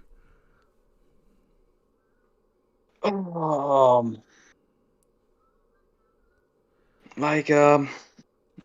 gotta say, for that year, I think Lost Judgment looks kind of cool. Like I still haven't played the first game, but oh no, it's coming out this year. Wow, yeah. 2022. Oh man. Is Lost Judgment a PlayStation and PC exclusive, or is it coming out on Xbox as well? No, it's also an Xbox. It's coming to Xbox. It's coming to everything. And Judgment it's at the Switch. No PC though. Yeah, no yeah. PC. No PC. Oh yeah, no PC. It's only Xbox and PlayStation. Oh, wow. Yeah, because of the whole controversy with like the modeling engine and shit. Good shout about Lost Judgment, Will. Yeah, Judgment's fire. It's the first JRPG. It's the JRPG that's made me love JRPGs. I'm not gonna lie. Not even Final Fantasy VII Remake did that for me. So there you go. But why I ask is because think about it, right, guys. I want to get OT's thoughts on this because I want to hear OT do a jazz, right? I want to hear OT grind his gears, but. I've seen several games that excites the hell out of me, right? Or that are rumored, right? You've got what's it called? That Forspoken. Forspoken looks dope. That's 2022 release. Final Fantasy 16, right? 16. So that looks absolute fire. And so I'm thinking to myself, well, this whole narrative that Sony have purposely kind of lied and knew this whole time these games would be delayed to 2022 just to kind of spread out the releases is I don't think that's the case. I think 2022 is going to be an absolute banger of a year, and if anything's to go by, DZ hinted 2022 is going to be fire in episode 1. Go on Will. Plus, also we have to regard that games like Horizon Forbidden West and God of War Ragnarok are also supposedly also have to come on PS4, as far as I heard.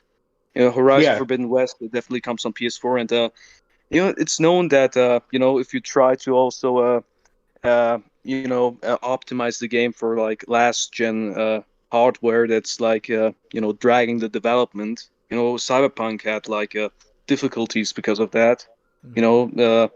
Delayed multiple times due to them having to always optimize the PS4 version and the Xbox One version. So I also don't think that Sony purposefully just delayed those games to cash in. I just think it's development's necessary to finish the game. Dude, what are you studying, Will? Because for 16, did you say you are? Yeah, 16. You got an old head on your shoulders, bro. I'm trying to figure out what is it? What is it? Do you just read a lot? Are you studying game design? What's going on? Are you reincarnated from a geezer who was a retro gamer? Wooly, there are smart teenagers, bro. That's not out of the norm. No, he's smart. He's smarter than most adults. Rare to find, though. It's a rare find, Chris. It's great. He's smarter than the RDX crew. Yeah, you should go on RDX, Will, and give them. Yeah, bro. These are delusional. Give them a few pointers, right? But by the way, Wooly, I think for me, a game that's supposed to release 2021 that I think is gonna get delayed is Ghostwire Tokyo. Wait, yeah, Ghostwire Tokyo is already delayed. Yeah, Ghostwire, that shit got delayed. There's the line. That's basically a game. I wouldn't even count. One of my most anticipated games of this year, Ghostwire Tokyo. Yeah, and it got delayed. So it is what it is. I firmly believe that if it wasn't for COVID, a lot of these games would have made the 2020. I'm not saying all of them would have. Some of them would have got, because delays happens prior to COVID. Delays always happen in the industry.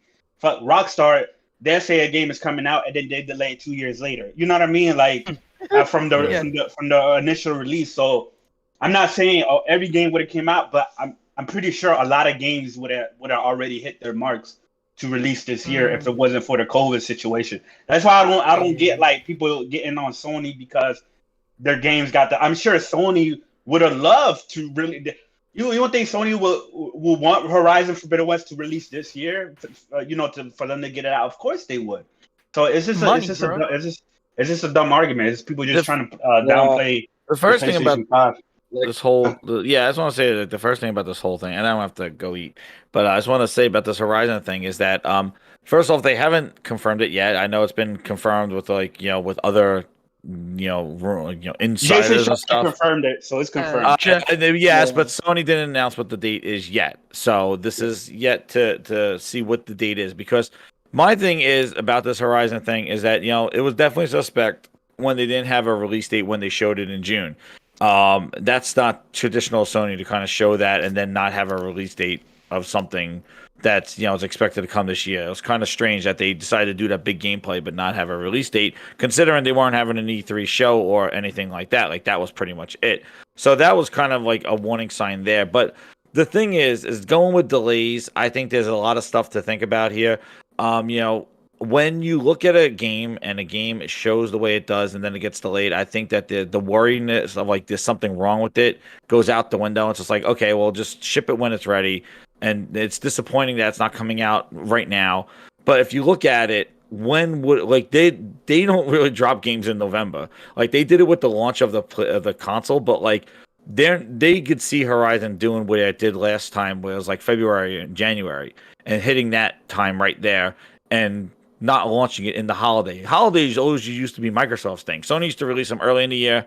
Microsoft used to release their games in November, stack the holiday season. That's kind of what they do. And that's what it looks like they're doing now. They plan on dropping Forza is coming out in November, and then Halo is going to probably come out in November as well, once they get a release date on it. But I think, I think there's a couple of factors. I think COVID definitely is one, but I do think I think it's just the availability of these consoles. And I think by getting through another holiday and having another larger install base after the holiday, if you could kind of focus on doing that and then releasing the game a few months later, gives a lot of people time to play. Also, too, they could drop the prices of all the first party games that they have already released already, which people seem to forget. They've been dropping first party games since November. For a couple of games to come out after, I would agree with that whole they probably want more PS5s to be sold and whatever. I would agree with that when it comes to PS5 only games. The thing with Horizon and God of War, they're also on PS4, so I don't think the install base matters. Well, you see the association, even though like a lot of people waited to play Miles Morales on that's true. PlayStation 5. So like they might just wait to play Horizon on the PS5. So yeah, you might get people buying on and I agree. Like, if you've got people on, it's a cross-gen game. So, you definitely, install-based factor is not going to be that much. But like, where will you squeeze in Horizon with your Call of Duties, your Battlefields, everything launching in the holiday? You really going to throw Horizon in there? Don't even bother in October, November. Just drop it in February when everybody's staring at themselves and their new consoles and be like, boom, here you go. It's a good shout. Honestly, like, following you guys, I mean, let's just look at this article from Paul Tassi, right? Shout out to him. He writes a few decent articles, and he thinks that the Forbidden West's delay means nothing negative for PS5 because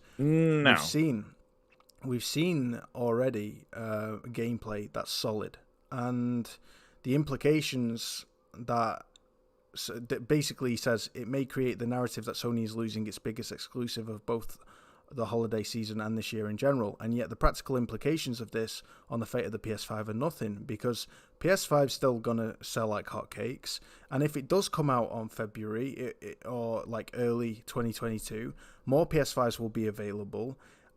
And let's face it, like you said, Jez, everybody's going to be playing freaking Battlefield 6. Battlefield. If Call of Duty comes out, who the hell knows?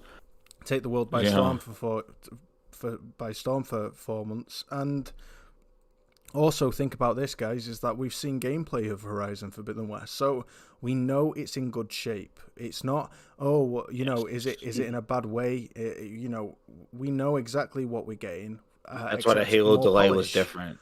Yeah, exactly. A Halo delay was different because the way Halo was shown and then it got delayed, there was caution, and then it got pushed out a year, which and that's different. When you show a game and the feedback is negative and then the game gets delayed, that's a little bit there. But if you show a game like they did this with Last of Us, they showed the game, it looked incredible, but then they delayed it a month or two. Like people go, well, why don't you worry? Well, we saw the game. What they shown gives you confidence that the game is showing up to par, or more than what you expect. Even that Horizon demonstration, maybe that was a reason why they showed it, just to say, hey, we're gonna delay this game, but let's show it now in June so people could see, hey, this shit's on track. But it might get delayed. So when Miles Morales was when it's promoted, right? Every time you saw the end of the commercial, whatever, you mainly saw PS5, right? So it led a lot of people to believe that. People who are casuals or are not really into gaming, that this is a game that you can only play on your PlayStation 5. With Horizon Forbidden West marketing, though, you always see the PlayStation 4 all the time, right at the end of the marketing, whatever. So I don't think the install base, they don't want Horizon to sell 1 million because there's not enough PS5s out there.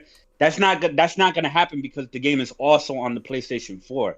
The game is going to still sell crazy on the PS4 as well whenever it releases and stuff like that. Yeah, you're going to get a lot of people who wait to get the PS5s and whatever, but by the time it's released, a lot of people will, no, not a lot of people, but some people will have the PS5 in order to play that game. So I don't think them delaying is because they want the install base of the PS5 to be bigger, because the game is also on PS4 and it's also being promoted for PS4 at the end of each commercial, and that wasn't the case when it came to Miles Morales. Miles Morales was only promoted for the PS5, and some people knew that it was coming to the PS4. So I don't think that happened. We have Dopest Jay in the chat. What's good, brother? Yo, what's good? What's good, you guys? What's good, Jazz? I know Jazz. Yo, what's up, man?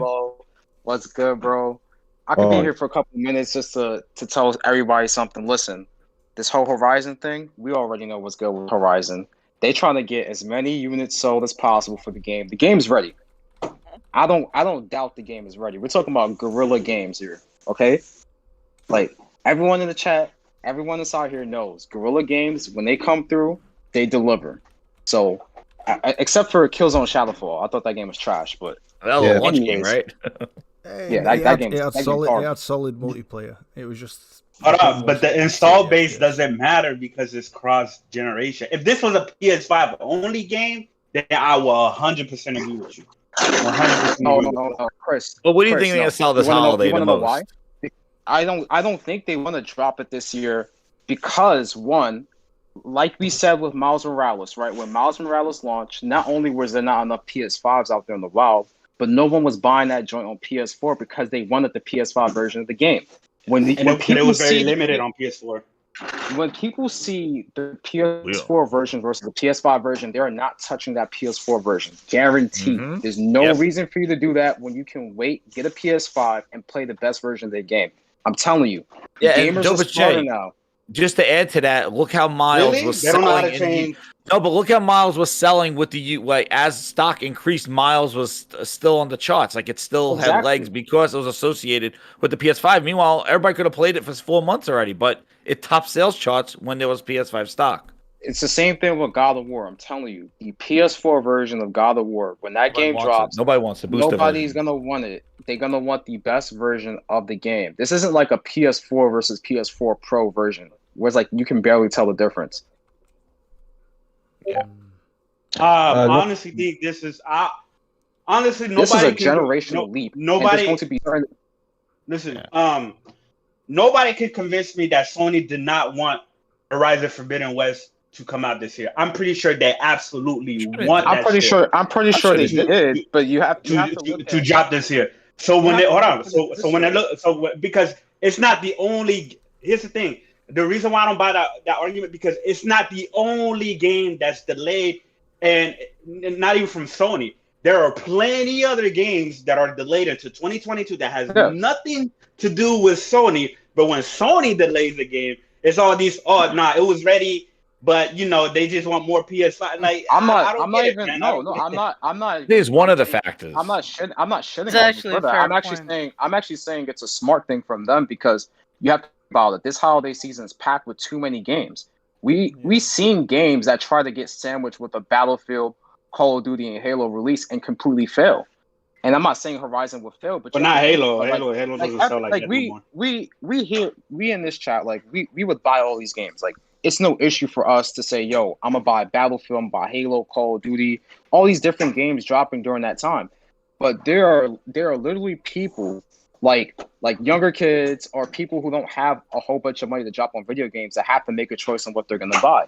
So they can't buy all of these big titles because think about it, they want to play with their friends. So they'll say, hey, I'll wait to play the single player game later. It's no rush for me to buy it ASAP. Hold on. Let me just add to that. I think Sony intended to release God of War, Horizon, Miles Morales, Returnal, all those games this year. And that's because the way Microsoft saved their games, if you look at the years before, Microsoft was holding out and everyone was saying Microsoft is going to have a major launch. So I think Sony was anticipating war and somehow Microsoft fucked up. And because they did that, the original plan was definitely to have killer after killer because Sony depends on the PlayStation division.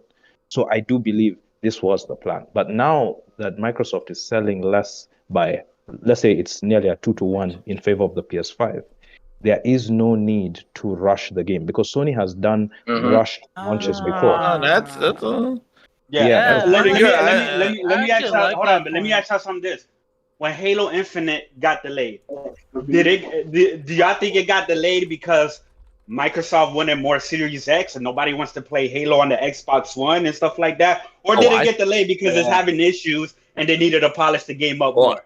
Yeah, go Chris. I think both actually. We know what happened. We know exactly, what but happened. when there's a Sony game.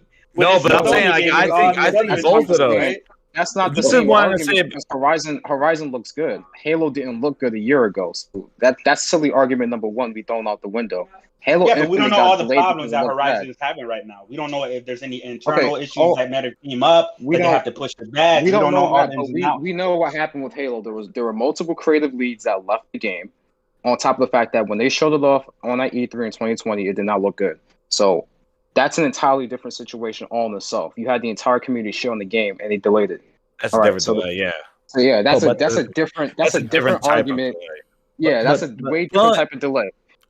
Does Horizon need to drop this year? It doesn't have to because PS5s are still going to sell anyway. So and they got other games. No, we know that. We know that. They got other games too. The PlayStation 5s are going to see here. I don't get like when people be like because Sony, they're not going to have like a major like first party release this holiday, right? And some people automatically think like just because of that PS5s aren't going to sell. But those people are stupid because the people who are picking up PS5s this holidays. Chris, when did they? Are picking the PlayStation 5s for the first time, so they're gonna have all these games that they didn't get to play. They're gonna have Miles Morales, whatever games they didn't get to play. So it's like it's the law. Like I got my PlayStation 5 this year. It was in March. Yeah, like it was around March, right? But to me, when I got it, even though people have been playing for 5 months and they already ran through Demon's Souls or whatever, and to those people, it's like, there's really not much to play. But when I got my PlayStation 5 in March of 2021. It was just like it was at launch, right? It was a launch for me. So I was playing all the new games and shit like that it came out. So I never get that. When Sony had a holiday game, like really, like when did it had like a November game? Death Stranding. Death Stranding. Yeah, that was like the closest one. And then when they launched the PS5, like that's when was Death Stranding? Was that October? That was in November. No, that was November. November. It was November 8th, 2019. I remember. Now the thing is, I was gonna say about the Halo delay though is that. I say that there's both ends of it because I would say that yes, that game did have a bad showing and then they delayed it. There was a lot of turmoil, a lot of stuff going on. Yeah, that's facts. Yeah, that's facts. But also too, I do think that it's very interesting that they didn't delay it out a season. Instead, they delayed it a whole year last year. They just went right to the next holiday. And I think that is in fact maybe associated with your subscribers because a lot of it is behind Game Pass and maybe in a year they think Game Pass will be. They were at 18 million last year. Maybe they're at a higher million this year. Drop Halo now in that environment. Maybe that's why they jumped out a whole year rather than going. Because Crackdown, they did each holiday. They did each season. But this, they went from like last year, they said next holiday, which is very interesting. A game doesn't usually get delayed a year right out the gate. It usually gets out next season. They'll push it out again, push it out. They just leapfrogged. Wait, I don't know. let me just answer that. I gotta go eat, guys. I'm sorry. Stay awesome, sorry, dude. Guys. Enjoy your Thank food. you so much. Jumping Dinner time, Sunday dinner. Thank you again for the show. Awesome show, guys. What are you eating? Meatballs? Share it out. Spaghetti and meatballs? What you eating? Hell yeah, man. No, I'm actually doing lamb chops tonight. Lamb chops. I gotta go cook. All right, talk to you guys later. All right, brother. Bye. Basically, all the points that was mentioned here, like from Dopest J and Jess and Chris, I've considered all of them. However, Odie's point, I have not considered that, to be honest. It didn't cross my mind, but now that I'm hearing it, so just repeat. It makes the most sense. Repeat Oti's point again. Oti, repeat your point one more time, brother. I was saying that Microsoft had taken, let's say, 2.5 years off from releasing their big games. So if I was a businessman, I would expect at the launch of a new console, Microsoft knows that is the point where you can switch user base. The way PS3 was a mess was the 360. So PS4 returned the favor. I mean, Sony returned the favor during the PS4 generation. So when Microsoft didn't release games during the period where Sony had Ghost of Tsushima, Last of Us, all those games, Sony was anticipating war. So when Microsoft messed up and didn't launch Halo, and then there was nothing beyond Halo, then you're seeing their acquisitions are saying, Fable is going to come out in years, or this other game is delayed, Hellblade 2 is in concept phase. So what happens is Sony then realizes, because Sean Layden was saying the cost of games is doubling per generation. So he said by the end of this generation, Sony will be spending between 200 and 300 million per big game. So right now, Sony has realized that Spider-Man on PS4 sold more than Gears, Sea of Thieves, Grounded, all those things combined and multiplied. They still didn't get to the 20 million mark. So Sony is realizing if you do a game right and it gets that Sony brand, they'd rather take 3 months off because Microsoft is not competing, and Halo has not blown anybody away to the point of shifting the tide. It may be a good game, but it's not shifting the tide. It's a solid game, but it's not a system seller. Exactly. So by the time No. Horizon comes out, I say it's not a system seller. I think by the time Horizon comes out, you will see the technical difference between like Halo and Horizon. You'll be going through the jungle in Horizon and you'll be like, this is crazy. So Sony needs to create a legacy with their titles, but Microsoft is catching up, and I think they missed out on the point of converting an audience. Yeah, no, that's a I phenomenal think point. no, I think the main point, competition, actually makes the most sense to me because, truth to be told, right now, Sony doesn't really have a strong competition to, force such big games, to squeeze to this year. Basically, there's not really proper competition or reason to rush a game. For example, let's say the game is almost done, right? Yeah. Almost done. However, if they're gonna take more time, it's gonna be more polished. It's gonna be more ready, basically. Because I remember Herman saying something like, he said something like, he wants to make sure that their games have top quality, and then it's gonna be ready when it's going to be released, basically. So from what I understood there is that they're gonna take their time in making these games. When they're ready, they're gonna release. So either if you have someone to compete with, you will want something to have for that game as well. However, if you don't really have anyone to compete with, and you can still give this game more time to be more ready. Exactly. Yeah, I think it made sense what OT is saying, because I really and to can't add say to like. that, there's For one more example, point. There's just one more point that remember, Killzone Shadowfall was rushed. Everyone knew that Gorilla was better than Killzone Shadowfall, so Sony rushed them to make launch. But this time, the same studio is being told you have more time. It's because they sense the lack of competition. I just want Killzone. Yeah, I don't care what. Because if you're gonna look at it this way, let's say Sony releases God of War, GT7, and Horizon Forbidden West this year. You got 3 big games this year, but there's no actual competition, and it feels like your big guns are being wasted, if I can say it like that. It feels like, I mean, your PS5 is selling anyway. It's breaking records anyway. It's still gonna keep selling the more stocks you get anyway. So for right now, there's really no proper reason to release big guns when actually third-party developers have their own big guns to give. Like I said, Yo, like I'm about to head out of some here. people are excited for Tales Dopest of J, Arise. People take are care, excited brother. Thank you for for jumping in. Yep. I appreciate Yeah, thank you you. guys enjoy Halo Infinite's fire. Make sure you guys check out that game. And yeah, peace. Chris is trash at FPSs as well. Like Chris is really bad. Mm-hmm. So, but yeah, he probably left you a dirty slap there. I'm coming for you so next time at Xbox. Go on, Akira, mate. basically, yeah.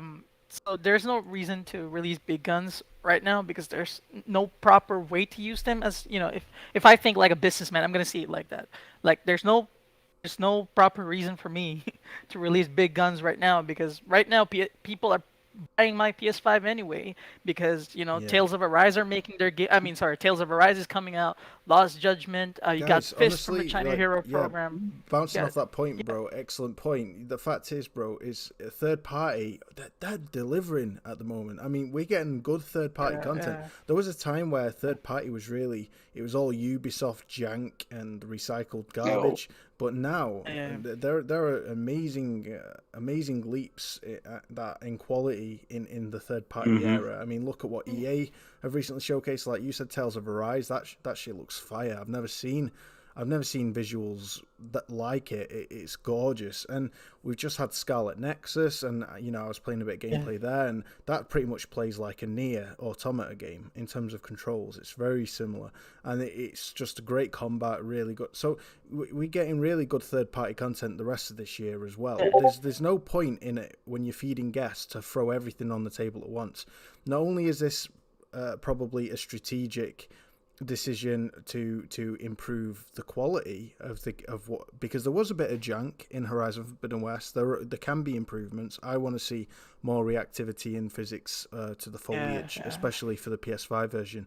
But that junk can also be polished. But as well as that, it can be released towards like early next year, maybe after Forspoken, because there'll be a period of time that's maybe a little bit empty, and so to fill that gap would make it far more impactful, and it's a good decision in my opinion. It makes sense. Also, Microsoft seems to have really big plans for 2022 as well. So they got games, big games coming out as well on that year, basically.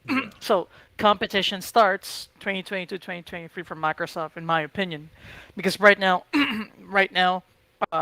in my eyes, Xbox is selling for backwards compatibility, the FPS boost, and basically a backward compatibility machine where you can play the games that were released just a little bit better than it was in the Xbox that One. is a really smooth transition, bro, because you're touching here on what we were going to be talking about, emulation. Now, I don't know if Leviathan is asleep or whether he's managed to stay awake for the rest of this podcast, but we wanted to touch on emulation. I'm only going to stay for like 10 minutes more, probably. Yeah, so. no problem, bro. Well, could you describe to us what emulation is and why emulation is so tough on hardware? Why does it drain the CPU so much? And is there a way around? Why does emulation usually take more processing power? Excuse me for a moment. I have to take a piss. No problem, mate. Yeah. No problem. Yeah. So basically, how emulation works is every like CPU or GPU that you design has a set of instructions that it can perform. Like say adding two numbers together, or subtracting two numbers together, or go grab this data from RAM. Like you have a list of instructions. So when you jump to a different architecture, the instructions don't exactly one-to-one match. So you have to convert them in real time. So take, for example, let's use the Xbox One to backwards compatibility running 360 to give a good example. The Xbox One hardware is running at a 1.7 gigahertz clock, and the 360 ran at 3.2 gigahertz. So that means the 360 CPU is faster. So the Xbox One needs to be substantially more efficient to beat on all its instructions. So depending on, like, you have to deal with an overhead of converting from one instruction to the next. So although the Xbox One's more efficient, it's substantially harder to convert in real time, and that's why not all 360 games came, and why Sony definitely can't support the PlayStation 3 cell CPU on the PS4. It's because you have to have that little extra overhead, and over time with emulation, it gets better because you figure out ways to optimize. So, because you got these additional instructions that weren't in the original code, it's just there to convert the code. So over time, you figure out, okay, this is how we can optimize memory, because now you need more memory to get there. You need better like register management. Like it gets really complicated very fast to emulate something. So over, like, perfect example, I talked on the DPS podcast, if you've seen that, about emulation, because we were talking about this Steam deck where it can do the Wii U emulator Simu and play Breath of the Wild better than you can play it on the Switch. But if you use Yozu, the Switch emulator, it runs at 10 FPS. And it's just because the software optimization takes a lot of development effort. Yuzu. So like, so Xbox has put a lot of effort, because Sony always just put the old processor in their new PlayStation console. That's just how Sony used to do backwards compatibility. And it was easier back then to do that. Because of Xbox's circumstance during the 360 era, they hadn't fallen out with NVIDIA, because NVIDIA overcharged them for the original Xbox's GPU. They agreed to a deal. NVIDIA broke the deal and charged them extra. They did not want to work with NVIDIA anymore. So they basically, they weren't going to buy the Xbox GPU and put it in the 360. They weren't going to buy the Intel CPU because they were taking a huge loss. So they had to adapt and learn to emulate in order to keep up with competition with Sony in that regard. And it ended up, long run, helping them out, because they focused so much on that software stack that they basically are a decade ahead of Sony on backwards compatibility until the PS5 generation, where now Sony's kind of caught up a lot more. But it's not something that you can just do in like 5-10 years. It's like a full-on software process, like building a new operating system. It's like the same level of work. It's even larger than developing a game, basically, in terms of the total software stack that you have to work on. Wow. So it's basically we're working overtime running an algorithm, and that algorithm converts the code for the GPU to be able to display it, and the entire basically GUI to, you're able to actually play it and interact with it. It's all through an algorithm. Do you and that's why you need such a more powerful machine to run maybe a last gen game through emulation, right? But because the emulation doesn't need to be as like hyper optimized. It can be brute force. Like the PlayStation 5 CPU is so powerful, it can just brute force the PlayStation 1, right? Yeah. Like, yeah. So how do you think they can get around this issue? Because there are so many games, like, we're raising this because we know OT mentioned that Forza 7 has been taken off the shelves. No longer. I'll just drop you the article here. Forza Motorsport 7 will be delisted on September the 15th. On September the 15th, right? It reaches end of life status, right? So this kind of brings up the DRM issue again. And Yeah. Xbox have their issues. PlayStation has their issues with PS3 titles, and Xbox obviously. Forza being removed, but also included on top of that, you've got the issue of you needing to update your console every now and again to remind that it's your home device before you can play games on it. And with that being the case, you need internet connection for that. So if you ain't got internet connection one day, you're not going to be able to play your games anymore. So with all of this being said, how can we look to making emulation easier? I mean, do you see a way around this, like in the future? Well, the first thing that really helps with this is kind of like, so if you've heard x86 architecture for CPUs, is industry-wide standards and then supporting legacy instructions in hardware. So like for CPUs, like Intel and AMD have chosen to support older instructions from, say, 10 years ago. So so any of that hardware can still function, and after a certain point, the hardware is substantially weaker than newer hardware, so you can brute force it at that point in time. So that's one thing, but it's hard to do that on an industry-wide level. I'm a big proponent of open source hardware design, where the basic core design blocks are universal, but then there's customization between, like, so AMD and Intel share a license to the same instructions, and then they can build off of that. And that was like a deal made with the US government, because they found this issue long ago, and they were basically running a monopoly in the 90s, where both of them were using the same architecture and basically lying that they were separate companies. They were basically operating their R&D together back in the 90s, and the government stepped in because it's technically a monopoly. So I would like, so it's something that's becoming less of an issue, because we've reached a point where people want access to older stuff. So the excuse of, oh, we'll just change the architecture completely is no longer a viable option.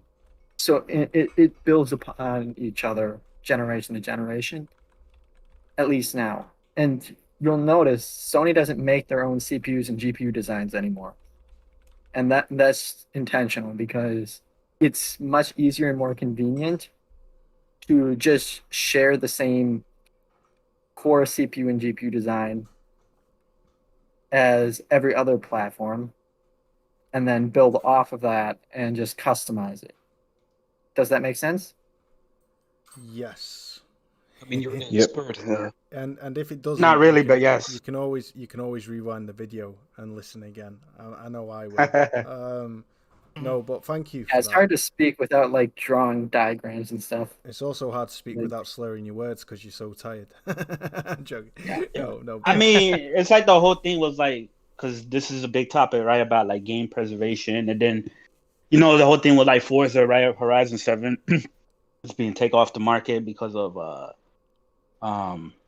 was it like the copyright shit or whatever, something like that. I don't know, but I think a lot of people don't understand how hard game preservation it truly is, and to emulate these games on like these consoles and shit like that. I mean, I don't know all the tech savvy stuff of it and stuff like that, but obviously like both Sony and Microsoft, they're definitely trying to figure it out. And here's the thing, like a lot of people don't understand, it's like the PS5 backwards compatibility is actually like true backwards compatibility, because I can just take any PS4 disc and put it into the PS5 without having any online connection, right? I have no online connection, it just works straight out the box. But then with like the Xbox, there's DRM, you gotta go online to then patch, so then it can emulate and stuff like that. Like so whenever I hear like when people say shit like, well, Xbox has better backwards compatible than PS4, like I don't understand what they mean by that. Do they mean that Xbox has a feature set that allows the emulation from some of these backwards compatible games to be patched so they can run at 120 frames or whatever? because to me that's like something different than it having actual better backwards compatibility and shit like that. And people, a lot of people don't know that PS5 has more backwards compatible game than the Xbox Series X does, just because the PS4 has a way bigger library than the Xbox One. You know what I mean? And not every 360 game or Xbox One game is backwards compatible. It's actually very limited on this. I think there's a very, very small number of actual OG Xbox games you can run on an Xbox. It's only 50. Yeah, only 50 games. But still, yeah, I think over the fact that you can play all generations to a degree on Xbox Series X is considered. I think that's what most people focus on. Yeah, that's dope. Yeah, you can play over 4,000 PS4 games on PS5. I mean, that's pretty insane. So, but yeah, I hear what you're saying, and I appreciate Leviathan's breakdown there. I think brute force is the only way, and PS5 is easily powerful enough to run PS3 games in emulation. I would imagine, right, Leviathan? Yeah, it's definitely powerful enough, but you see, Sony doesn't have the software stack for PlayStation 3 emulation yet. Now they might be working on that. RNA. Yeah, they might be working on that behind the scenes, but at this current point in time, they don't have a high quality PlayStation 3 emulator. I would like them to, because I am me too. a fan of that. But I really want to play the Metal Gear Solid collection and get the trophies for that, but it's only on PS3. That's the thing. Yeah, it's on PS Now. Yeah, but I don't want to stream it. But that requires internet connection and all that. True. Yeah. I don't want to stream it. Even my internet connection is 80 megabits per second, and I struggle. It's about 10 megabytes a second I get download, and I still struggle with PS Now sometimes. So MGS4 runs terribly on it. MGS4 is just a no-go when it comes to streaming, which is a big shame for me. So yeah, I get that 100%. It would be good. Otherwise, there's a PS Vita. Shout out to Axel, who gave me one. I've been able to get trophies through that. It plays great on the Vita. But no, that's an awesome point. It would be awesome. OT, did you have anything to say on this Forza 7, Forza Motorsport 7? Yeah. Well, I guess the license thing is, like I was saying, I had made just a small clip about it, because it does make sense. I don't think Forza has a high enough user base and a high enough like, if you look at GT Sport, I think GT Sport is selling more than Forza, so it doesn't make sense. Maybe Microsoft saw the renewal of the license, and the rate at which the game is being sold means that they're making a loss. So financially, it makes sense why they're doing it. So in reality, I don't blame Microsoft. I'd do the same thing. But the only thing that I wonder about this need for gamers to play old games, I'm not against it. I'd like it. But I wonder, you see, as technology improves, somebody within AMD might one day find that a different way of doing things produces, let's say, 10 times better graphics. But the disadvantage is it struggles to play old games. So if that day ever happens, I think gamers need to be prepared for, there may be a generation, maybe PS6, PS7, where you find suddenly they say, for the sake of tech, we have to move forward. Sony has done this before with was it the PS? Yeah, the PS4 couldn't play PS3 games. So I wonder if we're going to go through another period where they'll say, for the sake of tech, we can't play old games. Yeah, I mean, that's a scary period, man.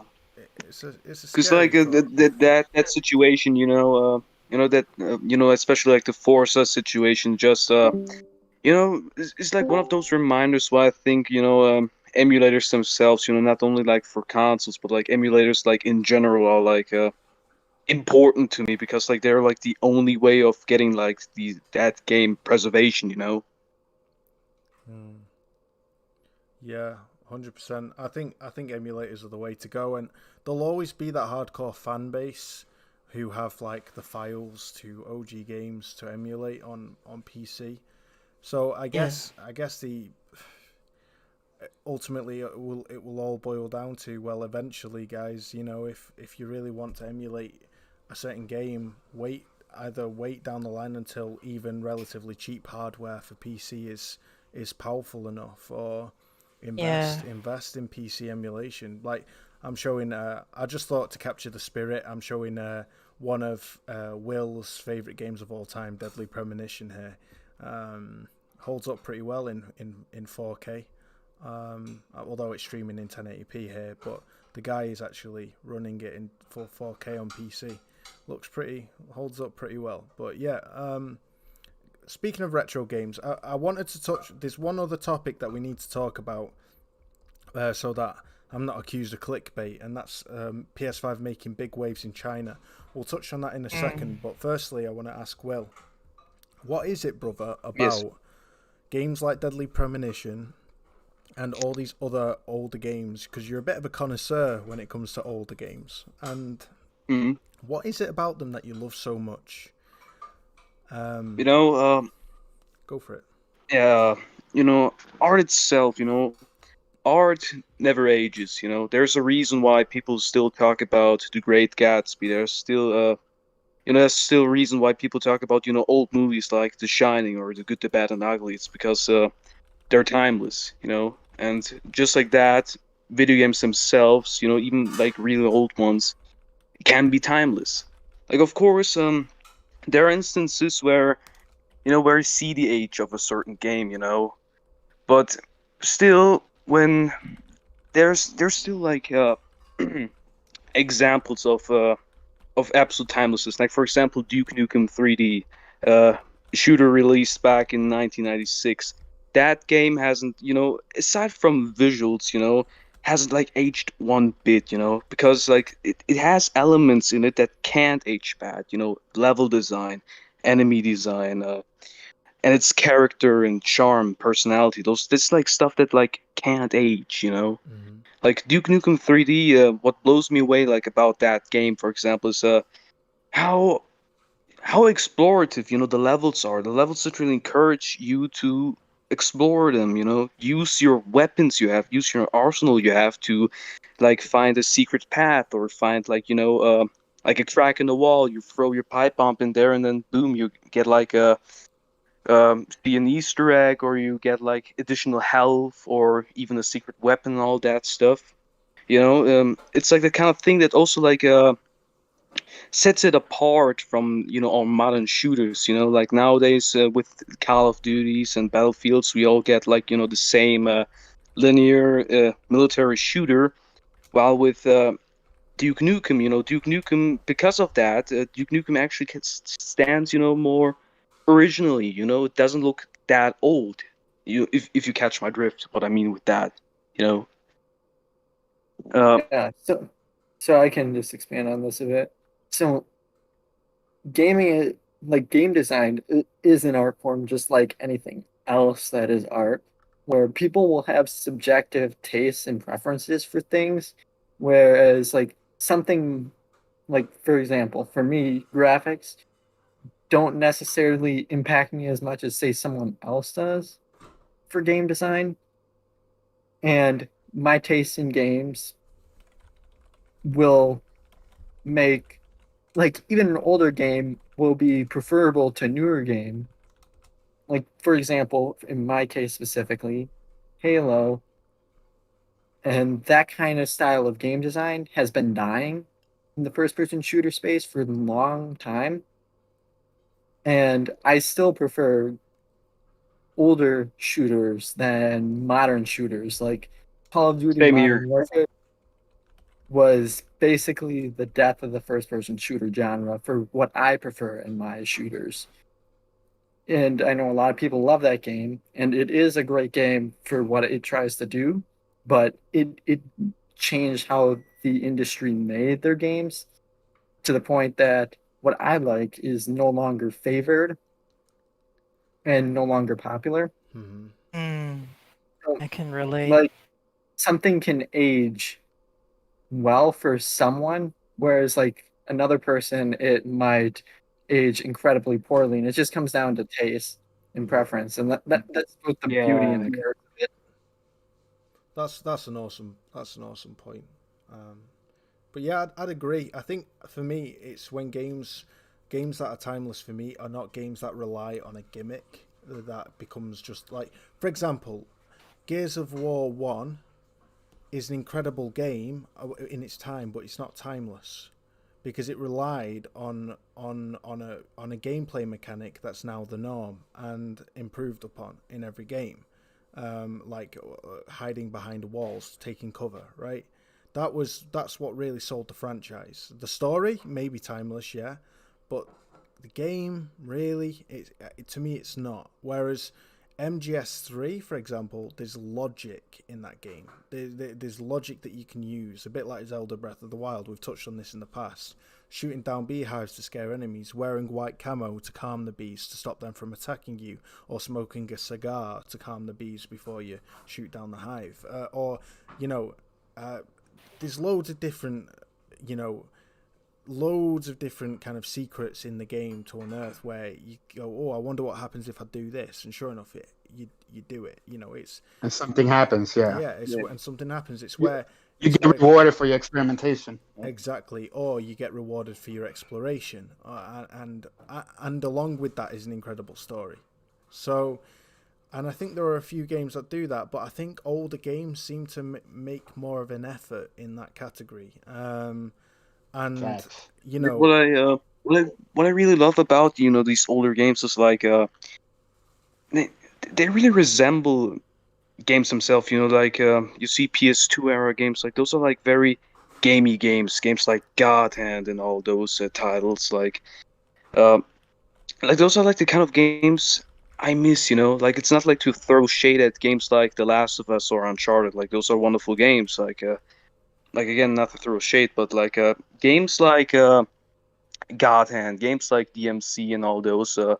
Those are like the games you think about as a child. Those are like the expectations, this image of a game you have when you're really really young, and there's like this magic. That's like magic about that. And there's like really few games that are like that gamey as those PS2, GameCube era games. There are still like prominent developers like Platinum Games and Grasshopper, who I especially admire for them making still like those gamey games. Bayonetta, Vanquish, and all those titles. No More Heroes. No, we don't. Oh shit! Akira loves that game, No More Heroes. So yeah. I swear down, I am going to play that game on my PC. I will give it a shot and let you guys know. But yeah, it's really good. I'm gonna head out. Great shout. Yeah. Leviathan, you head out, brother. But thank you for enduring and for being here, despite your not sleeping for 4 days. It's been appreciated. Thanks, man. If you ain't following Leviathan Gamer, follow him on Twitter at Leviathan Gamer 2. That's his That's his Twitter handle. And yeah, it's been awesome, my dude. Thank you for all your insight. Now please go sleep. Promise you'll get some sleep in. Yeah, I'll sleep for like an hour or two right now. All I'll right, wake dude. up. I just wanted to add, do you guys think that game preservation is just when you put your game on PC? Because I think consoles are the ones that are having this issue. But the minute you put a game on PC, it's preserved to a sense. Yeah. Because you can play it 10 years later, 20 years. But if we leave games on console, that's when we get into this mess. Yeah. No, it is, because since PC is such like a open hardware and stuff like that, it can run all of the it's no special hardware that's like it can run anything. It can run Windows 95 and stuff like that. Then consoles, they're very custom and they're limited in their design and stuff like that. So it's like it's not as easy as people think it is. It's not as easy to preserve games. It's bittersweet, guys, because with console you get, well, up until Xbox went pretty much open source themselves by having every game a multiplat. But certainly with PlayStation still to this day and Nintendo, the perks that come with console exclusivity is that games can be tailor-made for that console, and the tailor-made experiences, and they tend to be, a lot of them, setting the benchmark for the third-party multiplats that PC gamers get to play. I mean, literally, a lot of these games take inspiration from games before it that were made for a console and push boundaries forward, right? Because that's the perk that comes with the exclusivity medium. Whereas the con with that, the problem, is that, you know, sometimes because of the hardware being what it is, it's not open source, you're gonna lose a lot of these older titles. But at the end of the day, I like these older titles for revisiting, but revisits tend to be brief. You know what I mean? Yeah. To me, I prefer like more of like remaster. Like when older titles, I prefer more remasters or remakes. To be honest with you, you tend to visit you visit Legends at the for me, graveyard, but you don't dig them depends, up out the mud. You know what I mean? But carry on. Sorry, Will. I mean, you know, the thing with remasters and remakes, like, for me, you know, especially with remakes, it depends on how well the game aged. You know, like, I don't see, for example, quite a reason in, for example, a remake of, I don't know, let's just say, God Hand. You know, because like the game itself, you know, I only see like a reason a remake when like a game, you know, shows its age in a more visible way, you know, gameplay wise and all that. With games like God Hand or DMC3 or Ninja Gaiden, you know, I don't really see a reason in that because you know, these games are still great to play, you know. yeah, Still feel great to play, still but then fun to play. that's where you get the remaster, where the game is the same. Okay, yeah. But you get it. You still get the, for example, Near Replicant, right? Like Near Replicant, the remastered or the 1.5. They call it more of like a 1.5 upgrade or whatever. It's the same game as far as like the story and all that stuff from like the 2011 release, but obviously they improved the graphics, they improved the gameplay and all that stuff or whatever. So like, and they did the same thing with like isn't like DMC doesn't there's a Devil May Cry collection, right, where they remastered like the first three games and stuff like that. They didn't really change it. As far as I know, they only like improved DMC3 on the Switch version, where you could like change your you know, these styles, you know, on the fly. Yeah. Right. So it's like so like major.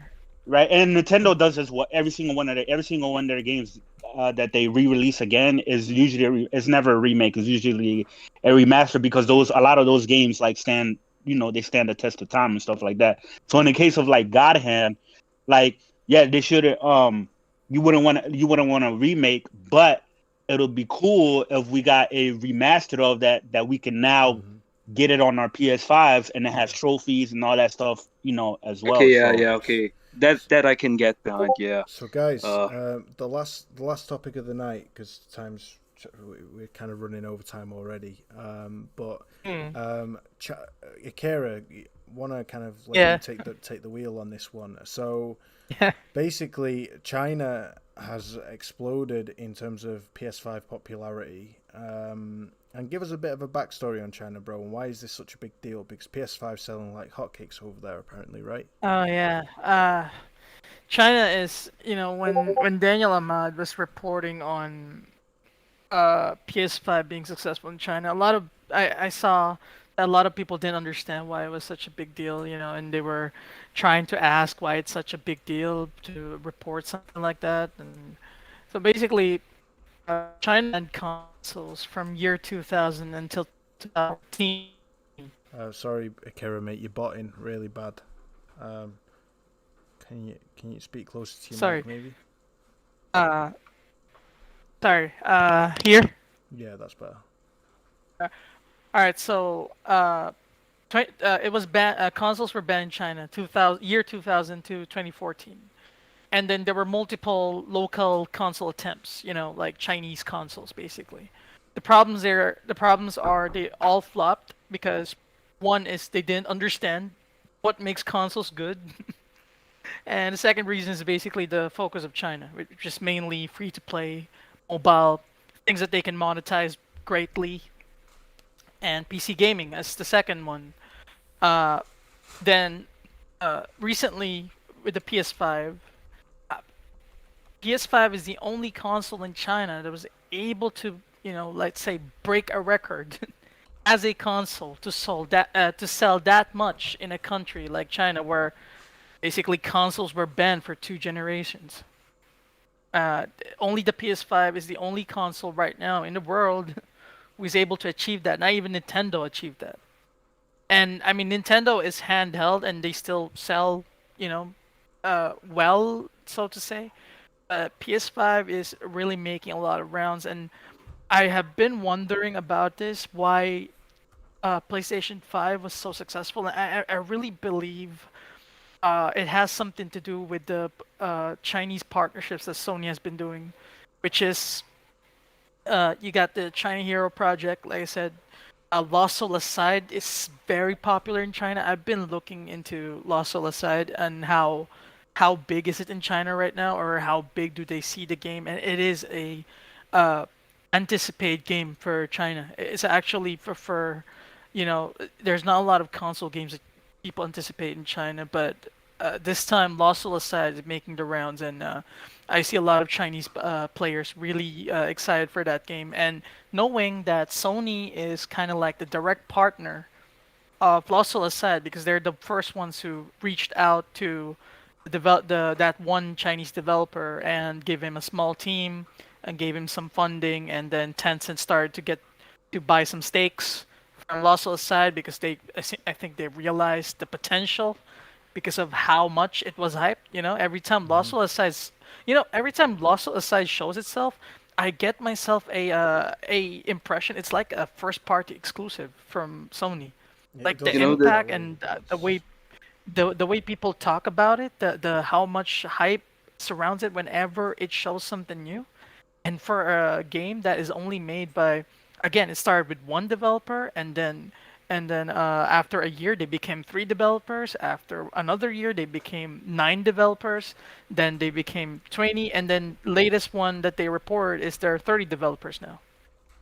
So again, this game is really technically it's an indie game, but the hype surrounding it is not really very indie, because like I said, when Lost Soul Aside showed the latest showcase, that's all I saw on Twitter. That's like every time I scroll, it's all I saw. It's Lost Soul Aside and Lost Soul Aside, and people going crazy. I saw reactions on YouTube. It does look like a next gen Devil May Cry, but open world. Yeah, exactly. It's phenomenal. So this Lost Soul Aside is actually opening up an opportunity for more talented developers in China that maybe actually wanted to make console games. It's just that they never had the proper chance there's until a lot of talent. We're seeing good things from China, bro. Yeah. I mean, that's like a Lost Soul Aside. That's like the thing that that got me like very stoked about those Chinese the PS5 success in China, and those Chinese developers coming up with games, because like it kind of reminds me of like that time back in the early 2000s when Korean films started to become internationally popular, with movies like Old Boy and all that. Those movies were, of course, like very, very different from your standard typical blockbusters, movies at the time that came out. And that's like the thing that we are seeing with Chinese games. We're seeing like a different kind of shaking it up. Yeah, we see like a bit of a shake up there, now. Compared to like this cinematic driven games we like getting with God of War and all that, we like getting those Chinese developers who are like doing like those PS2 platinum game style gamey games. Also talk with that So to also talk with that about with Akira about yesterday. We see like games like here footage we're seeing right now on the stream. Games just all being very gamey. You know, I'm very stoked to see like what we're getting with that. You know, really looking forward to a lot of these titles. Cancel block in this game. I mean, he was going to take a swing, but then he deflected it. Like, I mean, giving you absolute full control. You know, it's absolutely unbelievable for me that this game was basically started with one person. I really cannot imagine how much passion it took to make a game like this, because Wooly, I saw Lost Soul Aside when it was first announced ever 3 years ago, and the game was already looking like an indie Devil May Cry and was made by one guy before Sony even reached out to these people.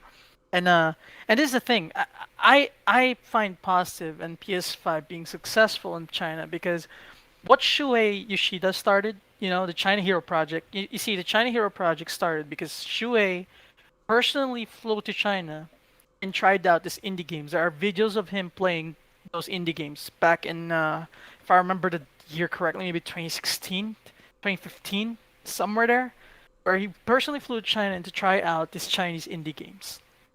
And then shortly after that, China Hero Project was created because there were, like, let's say, games that caught his eye that he wanted to support. And that's basically the games that are in China Hero right now. They're helping these Chinese developers have a platform to make what they want to make, basically. And now with this success in PS5 in China being more open to consoles, might open more opportunities for Chinese developers to make more console games. Just imagine it's not only going to be Black Myth. We have JRPGs. Yeah. Just imagine CRPGs, becoming the norm. Yeah, exactly. Yeah, no, exactly. Bro, remember the game that I showed you with the where he cut the tree and he kicked it to the enemy? Yeah, that was. That's like a CRPG basically. Yeah. The way it was built up, the way the trailer and the story, that looks like a CRPG, Chinese RPG game basically. With it kind of like a Tales of Arise kind of game. Basically, with all that, an entirely new world, opens to us. New developers, talented people that just get to fulfill their visions. Similarly to the boom of Korean films back in the early 2000s. When you got new worlds, that means more competition. And just maybe, it could also shake up the developers that we already have. Maybe it can open them up to more ideas. I'm pretty damn sure that Lost Soul Aside will put the pressure on Capcom to deliver massive for the next Devil May Cry, Yeah. Because I don't know, because what I heard, Devil May Cry 5 is fucking amazing. So Devil May Cry 5's combat is next. It's just nuts. It's amazing. It's fucking, and you know what's great? This is why I'm actually very excited for Final Fantasy 16, because the combat designer of Devil May Cry and Dragon's Dogma are making the combat for FF16. Yeah, bro. Ryota Suzuki is his name. I always praise that game. I love that guy, the developer, that legend. Ryota Suzuki is the combat director of Final Fantasy 16, which was the combat director of so we know that game is going to be crazy. Hey, I mean, Devil May Cry 5. Akira. Yeah. Akira's point is true. That I feel like Sony realized the only way to break the China market is patriotism, because the more games that are made in China, the more the people will be. They are very patriotic people, so I think that was the only way to break the market, and I think Microsoft, you might find them also focusing there, because the second issue of why it's such a big deal, if the Chinese market adopt PlayStation at even let's say 1%, that is it's a huge massive market. It's a massive. What's 1% of like 10 billion? Like, bro, 100 million, right? I really commend Shuei. I don't know how he came up to the idea of approaching Chinese developers, but the idea of trying to get to an untouched massive market like China. I mean, it was already a challenge to even touch that market, because you got mobile games, you got free to play, and you got monetized fucking models that are earning them millions of dollars basically. But Shuei freaking tried to touch a market that is untouched by consoles. and it's gonna be a huge challenge, a huge mountain to climb because it's not popular at all. It's just not there. However, it seems like Lost Soul aside, like we saw, there was this Chinese showcase before where PlayStation, before they launched the PS5. Do you remember that? And then they had this Jim Ryan was speaking there, and then after that the developer of Lost Soul aside. And I was watching that stream even if it was in Chinese, and the amount of views that stream had is incredible. I mean, even for China to have over 500,000 views for something like that, that's crazy. So and far, like I said before, this when IGN video go alone ahead. of Lost Soul Aside of 17 minutes gameplay has over 1,125,000 views. Yeah. I mean, When the pre-orders of the PS5 rolled out in China, again, I couldn't believe it that, like, my Chinese friend told me, because he messaged me when it happened, that it took in every store like the maximum of 5 minutes before they were all sold out. And this was China we were talking about. And I didn't expect it. I really thought it's gonna take, I don't know, it's gonna take a day or something. Yeah, It took I'm 5 honestly, I'm extremely excited about all the possibilities that's going to happen when it comes to China and the gaming market, right? Because they're brand new to the gaming market in regards to consoles, right? They've been PC gaming for a long time now, but in regards to consoles, Mobile, yeah. and especially when it comes to like PlayStation or Xbox or anything like that, because you're gonna get first of all, China is a big country, but you're gonna get more people over there, into gaming. But not only that, you're gonna have, like what Akira was saying, like you have all these new developers that are just coming out, of wedlock over there in China. So you're gonna have all these different types of new ideas from their culture and stuff like that we never see any Chinese culture in video games, because not a lot of them were making video games at the time and stuff like that. So, and y'all bring up Lost Soul aside, but another game as well that's looking like it's going to be a banger is the Wukong game, right? Because that's based off of one of the most famous, if not the most famous legend in China, which is like which is the Wukong. Like he's a god that can transform into any. And that story is, I think it's called Odyssey to the West, right? That story. Journey to the West, Journey to the West, and that story, it was such a big deal over there and such influential as well that it even came over to Japan, to where even some of even some of Japanese culture is influenced by something that the Chinese started with that story, because Dragon Ball is completely based off of Wukong, the first one. Odyssey to the West and stuff like that. So it's gonna be I'm actually very excited, man. I'm actually very excited.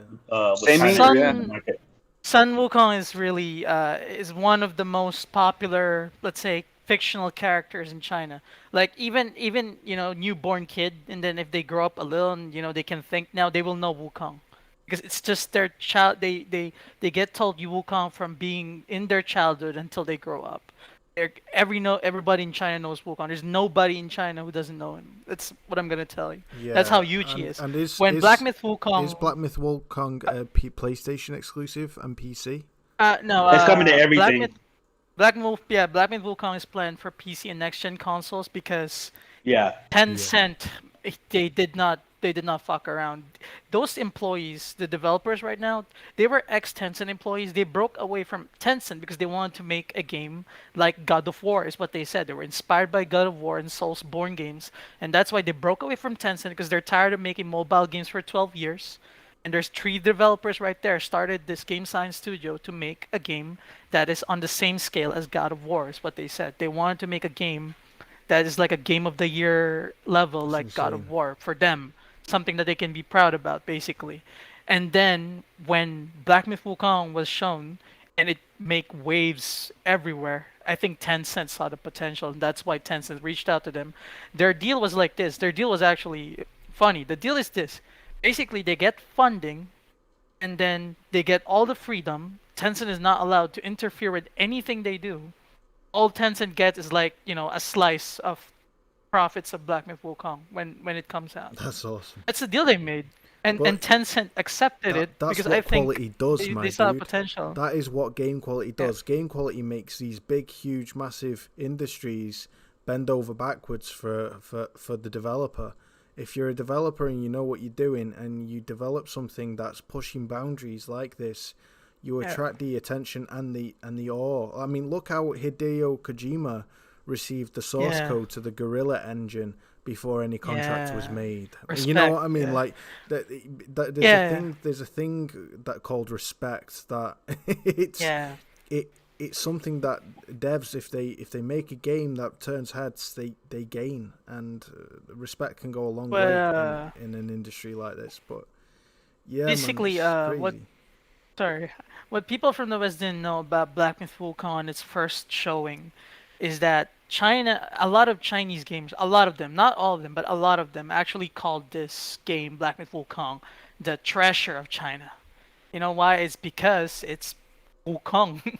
They are representing their famous fictional character in a massive looking, amazing game. And it's like even mobile players normally, which are Chinese players, normally mobile gamers, got attracted to it because it just looks amazing. It became it became coated as the treasure of China. When I looked up with a friend, they have this Chinese Twitter. It was like retweeted everywhere in China, and China is massive basically.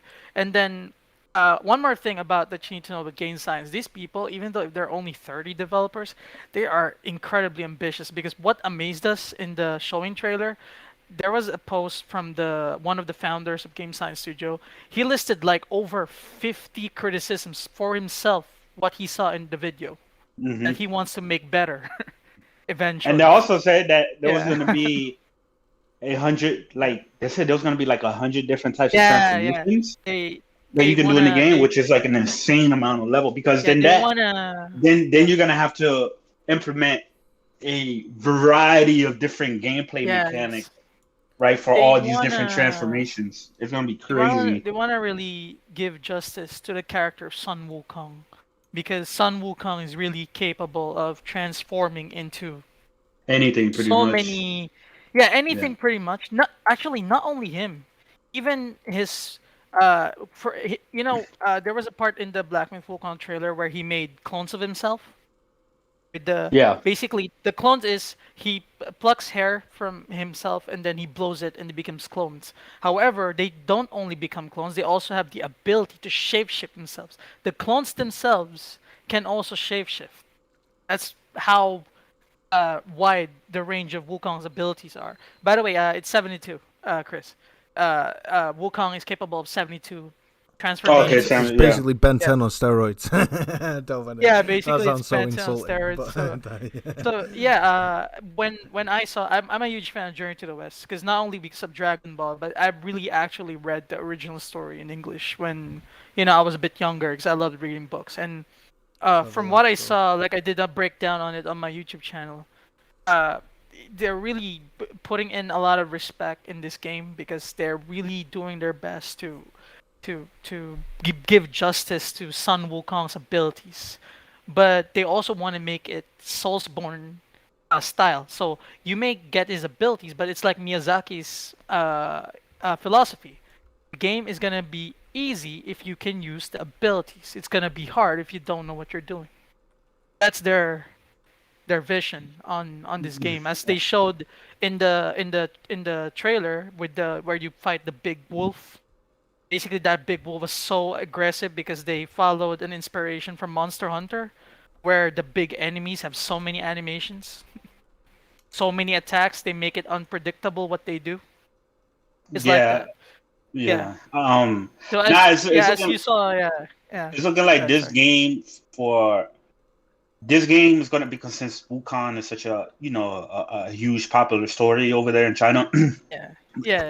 The game for China is gonna be what The Witcher 3 was for Poland, right? Yeah. Like Poland, like they fucking they're so proud of The Witcher 3. Like they love even to the point where I think it was like the prime minister or whoever runs Poland over there. He gave a copy to Barack Obama when he came over there to visit. He gave him a copy of the game because that's how proud they were of that game, because it represents their country and stuff like that. So I remember. I think Wukong is really gonna blow up over there like crazy. But Wooly, this is what I want to point out to you. This is what's interesting to me about Chinese developers in the games. Technically, they're only inspired by the existing developers that we have. However, they're just putting their own spin to it. Mm-hmm. Still, they're inspired for the existing developers right now that we see as legends are their only driving force that's inspiring these Chinese developers. I mentioned God of War, Soulsborne games, Sekiro, Bloodborne. It's the games that they mentioned.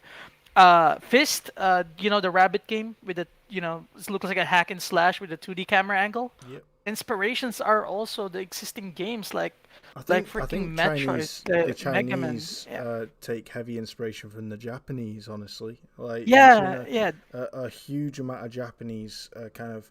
Yeah. Look at Lost Soul aside, the environment looks very Shadow of the Colossus, and the combat looks very Devil May Cry, and you look at Wukong and Final Fantasy 15. He also mentioned. And the character looks like Final Fantasy. With the guy who created Lost Soul aside, he literally said that he was inspired by Final Fantasy 15. He's inspired by Devil May Cry and Final Fantasy 15. Yeah. And this is what I find crazy.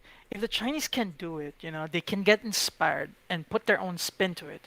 Why can't a lot of our developers? Why can't they do this? You know what I mean? Like I've been asking for the longest time, Wooly. Why is nobody trying to take ideas? Why is nobody trying to take ideas from Vanquish for a third-person shooter game? Why is nobody trying to take these ideas and put their own spin to it? I really don't get it. It's gonna feel new. It's gonna look new because nobody's doing it. Mm-hmm. I really don't understand the. I think they can do it. They're talented enough to do it. I just don't know why they're not doing it. I think it's the Ubisoft effect. It's shareholders relying on tropes. Whereas, you had Santa Monica Studio kind of go, right, guys, we need to do something different and really change. Completely different. Change things up. And they went with, never been done before, the entire game done in one constant camera shot. And, there is ambition to be had, but it is sorely lacking in the West. I 100% agree.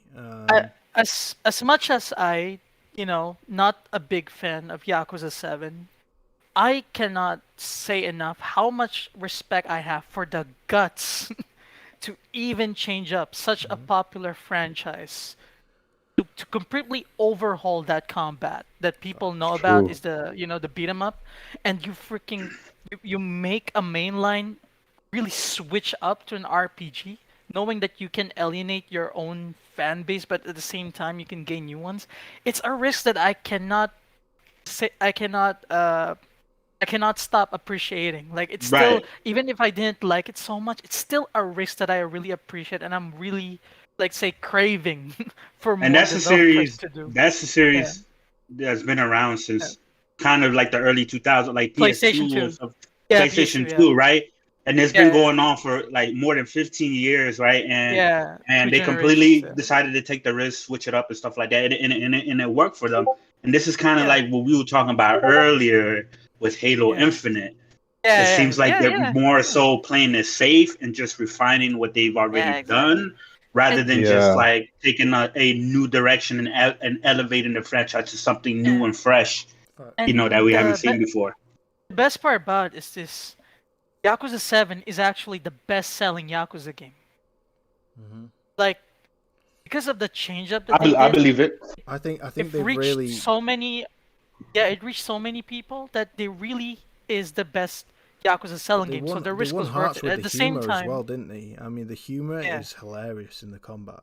And at the same time, they want to cater to old school fans like myself for Judgment. For Judgment, yep. I respect their fan base so much. I really cannot, even if they do some, some little things like some, I think the DLC, the no free upgrade shit. I can forgive all of it, to be honest. There's so much content that they're giving. There's so much respect that they're giving to the franchises to the characters that that people love and people are gonna love. So I really cannot complain because they did so much already. I think they can deserve a little bit. They switched it up. They switched up Yakuza with 7, but for those who like the traditional formula with this combat, they have Judgment for that, but they even switched it up in Judgment now because now instead of you playing as a Yakuza as a gangster, now you're playing as a detective, right, or an investigator, which then introduce new gameplay elements and new gameplay mechanics as far as like detective work and stuff like that, alongside with the combat that we know from Yakuza. There's something I wanted to show you from Judgment, and it's a similar reason to why I think people have fallen in love with Yakuza 7. Like, it's attracted mainstream. There's an anime that I want RGG to make. It's a Cowboy Bebop. To be honest. Yeah. Just imagine a Cowboy Bebop from the devs, man. A cowboy. Well, they did Fist of the North Star. Cowboy what? Cowboy Bebop. You never watched that? Cowboy Bebop. No. Spike Spiegel. I'm not. I think you will know like his face if you see the anime. I'm not cultured like you. I need to. But Cowboy Bebop is even in the I don't know about like London or England. Yeah, actually, it's one of the most. But even in the West, animes in the West. A lot of people know. A lot of people have heard of Cowboy Bebop because I'm pretty sure, I don't know anything. I can't speak on anything like with the UK or Europe or anything like that. But I know, growing up here in the US, like going into like the late '90s to early 2000s, there was a program. There was two different programs. There was one that was like every day after school around 5 o'clock, it started at 4. It was called Toonami, which was like it was on Cartoon Network. It was like a 2 to 3 hour. It was like a 2 to 3 hour time where they had different types of animes and stuff like they'll have Dragon Ball Z and stuff like that. Yeah. But then at night they will have Adult Swim, which then premiered Outlaw Star, Cowboy Bebop, and shit like that. Yeah. So guys, I remember that. I wanted to talk about and show this little clip that I posted from Judgment, and it made me appreciate something, right? So pretty profound. So I want you guys to give this a quick listen. I've got the audio up, and enjoy. Hopefully you'll be able to see the subtitles. Can I? Oh shit, sorry. It's a bit low quality, so if we can't make out the subtitles, then I'll find the original source. But here we go. いいから帰れって言ってんだよ。でもあれ海藤さん？エアコンが故障したって聞いてきたんですけど。だからその件はもういいの。治ったから。じゃあ一応問題ないことを確認させていただいて、そしたら書類にサインだけお願いします。なんで修理してねえのにサインがいるんだよ。とにかくもう帰れって。ちょっとお手洗い借りていいですか？実はさっきからお腹の調子が。ダメだ、漏らせ。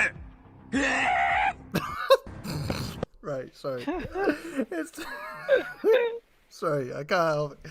So, I hope you guys can read the subtitles there if you've got this on full screen.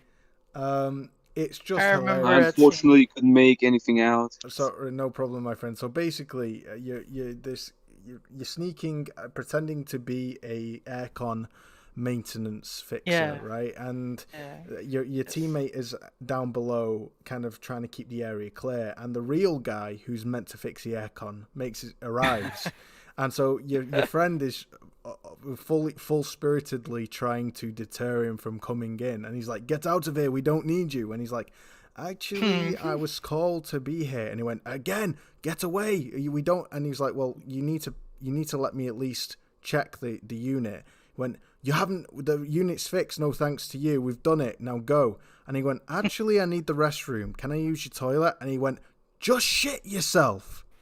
and he goes, "What?" Like, he just screams, like, he's like, "What?" It's just now, if you listen to it in English, it's just not as funny, right? He goes, then shit yourself for all I care. And it's just in this American accent, and it's just not It's just not I don't like the English dub at all, and the reason, because I'm not one of those.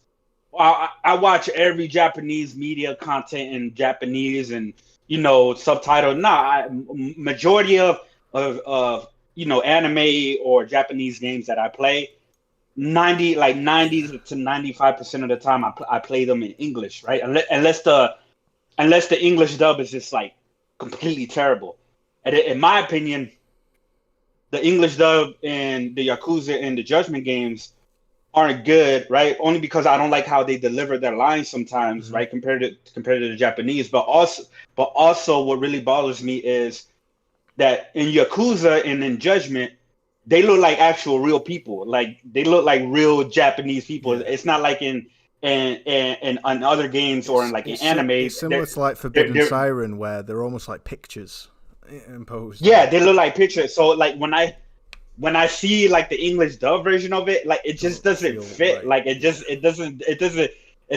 doesn't feel right or whatever. But I can play like for example, like Tales of Arise, for example, right? It's because they're more fictional looking characters. They don't look like like straight Japanese people and stuff like that. Yeah. So going back to this was originally made in Japanese, this game, right? So they're able to perfectly capture the spirit of the humor in which things are said. Like here, he goes, actually, I need to use your. Could I use your restroom? I'm not feeling so good. And then he says, then shit yourself. Right. So then it's like just shit yourself. It's like absolute cold, heartless. Right. Oh, you need to use the restroom. Shit yourself. I really don't care. Just get out of it. There's that almost desperation there. Now that isn't translated in the English version. It kind of goes, then shit yourself for all I care, and it's not really. It just doesn't really resonate as funny with and the delivery's off. Right, because it's translated right.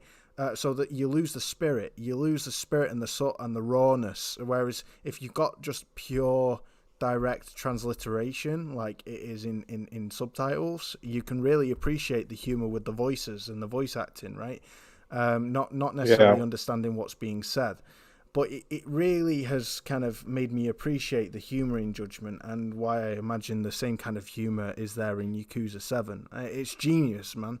And I think there's a lot of culture to appreciate in Japanese games, as well as the Chinese games that will be releasing in the future, thanks to this explosion of popularity that that gaming is having, that console gaming is starting to have in China. And a lot of it is thanks to, Wukong, like you said, capturing people's hearts, because and it's Shuei Yoshida. Yeah, it's Shuei Yoshida that reached out to these guys, saw these projects, and was like, yeah, we need the world to see this, and we need China to see this. I idolize him so much, man. Yeah, I idolize that man so much. Yeah, he's a true legend, isn't he? So yeah, like he was the one who declined God of War thrice, right? Or twice, I think. He rejected it twice. Yeah, he saw God of War early in development. He said, "Nah, this shit ain't it. Y'all gotta do something else." Mm-hmm. You know what I mean? Like I hope, and that's the only.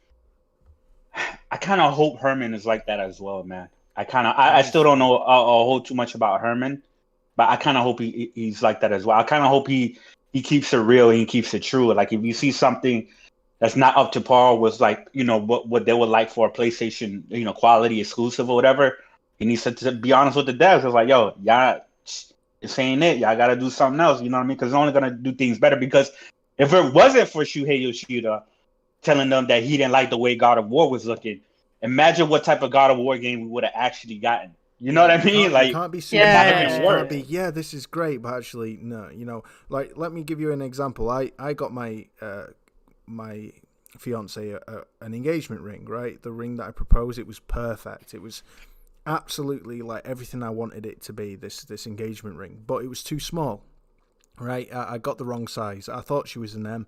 She was actually an O. So gutted. We went to the Trafford Centre. We went first of all to H. Samuel, the jewellers, and explained, and they was like, no problem. We've got a ring in O, the same ring. Go collect it from this point. So we did.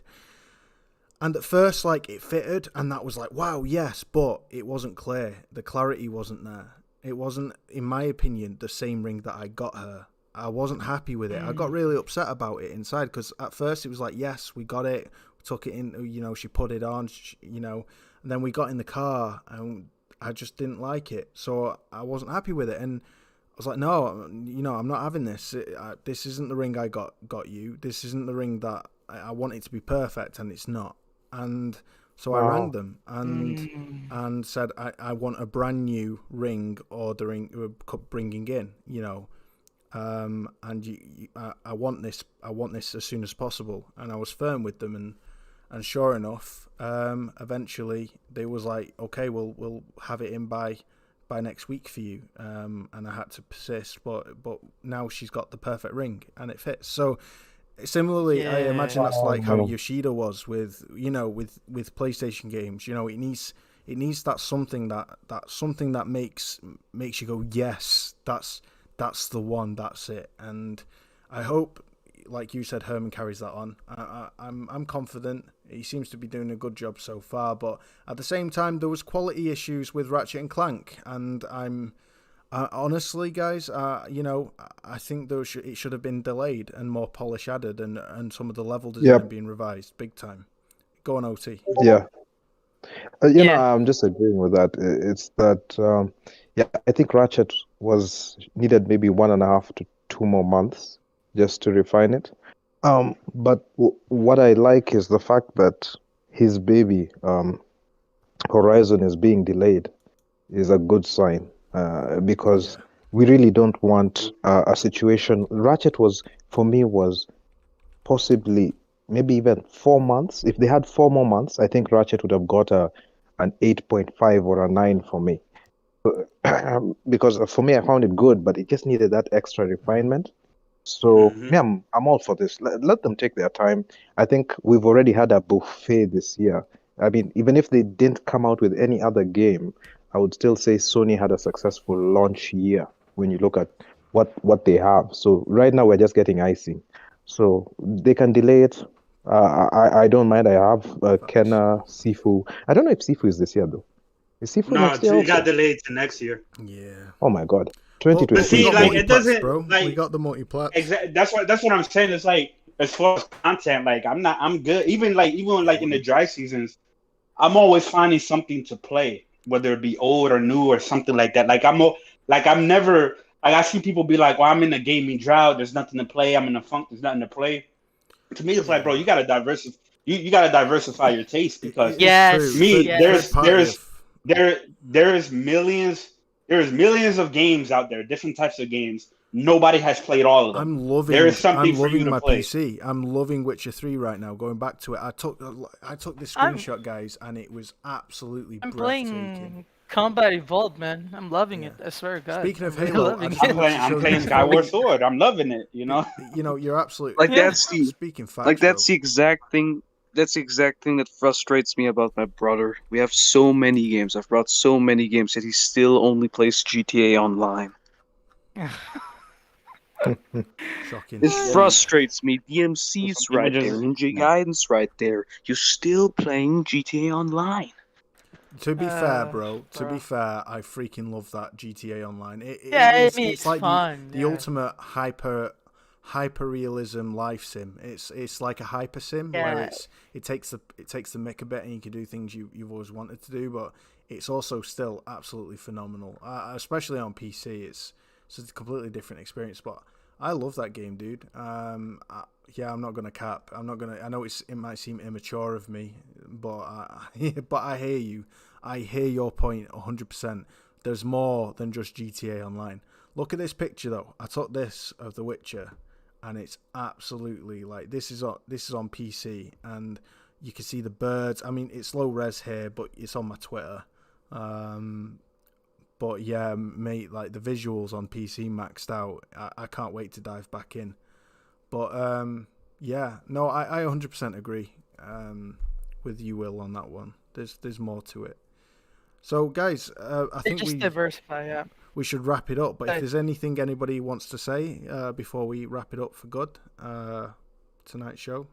Yeah, because I don't think we talked about like the whole SSD shit. Yeah, but that'll be another long conversation. But now that I just want to bring one more thing up. Now that Horizon Forbidden West is delayed, I know it's not officially confirmed by Sony themselves, but to me, once Jason Schreier says it's delayed, I take that as a confirmation because he hasn't been wrong since. So it's like, you know what I mean? Once I've seen that, like other people, like when Jeff Grubb was saying, I was like, yeah, whatever. I'm not gonna believe anything. But once he said it, I believe that it's definitely delayed. But now that it's delayed until 2022, and we see all the games that are coming out in 2022. 2022 is insane. I think 2022. If all these games make it that year, right? No, if they don't get delayed until 2023, right? I think 2022 is probably going to be one of the best, if not the best years in gaming because of because if we look at just like the high quality AAA games that like a lot of people are looking forward to and that we know that are going to be, obviously we haven't played them, right? But we know what these developers do. You got Elden Ring, right, from Software, right, they're on top of their games. Then you got God of War Ragnarok. Then you got Horizon Forbidden West. Then you got Final Fantasy 16. Then you got Project Athia. Then you got Breath of the Wild 2. Then you got Starfield. You know what I mean? Elden Then you Ring. I really said Elden Ring and whatever. Then what other? And then plus what other games or surprises that also coming out with next year? Like honestly, from what we know that is coming out next year, right? Assuming that all these games come out next year, like what do y'all think? Like overall would probably be like the overall game of the year next year facing this? Because to me, it's super hard to pick. Yeah, it's super hard. Oh, sorry guys. I mean, there could be more games. I've got to more go. Games. OT, thank you, brother. Thank you. Yeah. I'll catch up with you guys next time. Hey, all right. Much love Take to care, you, guys. OT. I'll give you a shout out and yeah. All right, bro. So stay awesome, bro. Thank you so much. Peace. Good night. Bye. So yeah, it's so late. I've just realised it's so late for OT. It's like 1:05 in the morning for him now. We've gone on for so long. But no, Chris, yeah, 100% awesome lineup for next year. It's gonna be crazy. We can talk about that maybe on the next podcast. Quickly before we wrap it up, check this out. This is hilarious. Turns out Halo Infinite allows you to play like not this one. Where is it? Let me get it. There we go. Check this out. They allow what? This guy, Halo Infinite, allows you to play like freaking Titanfall 2. Taking fire. I'm just showing you the gameplay now. Oh, it's not buffering properly.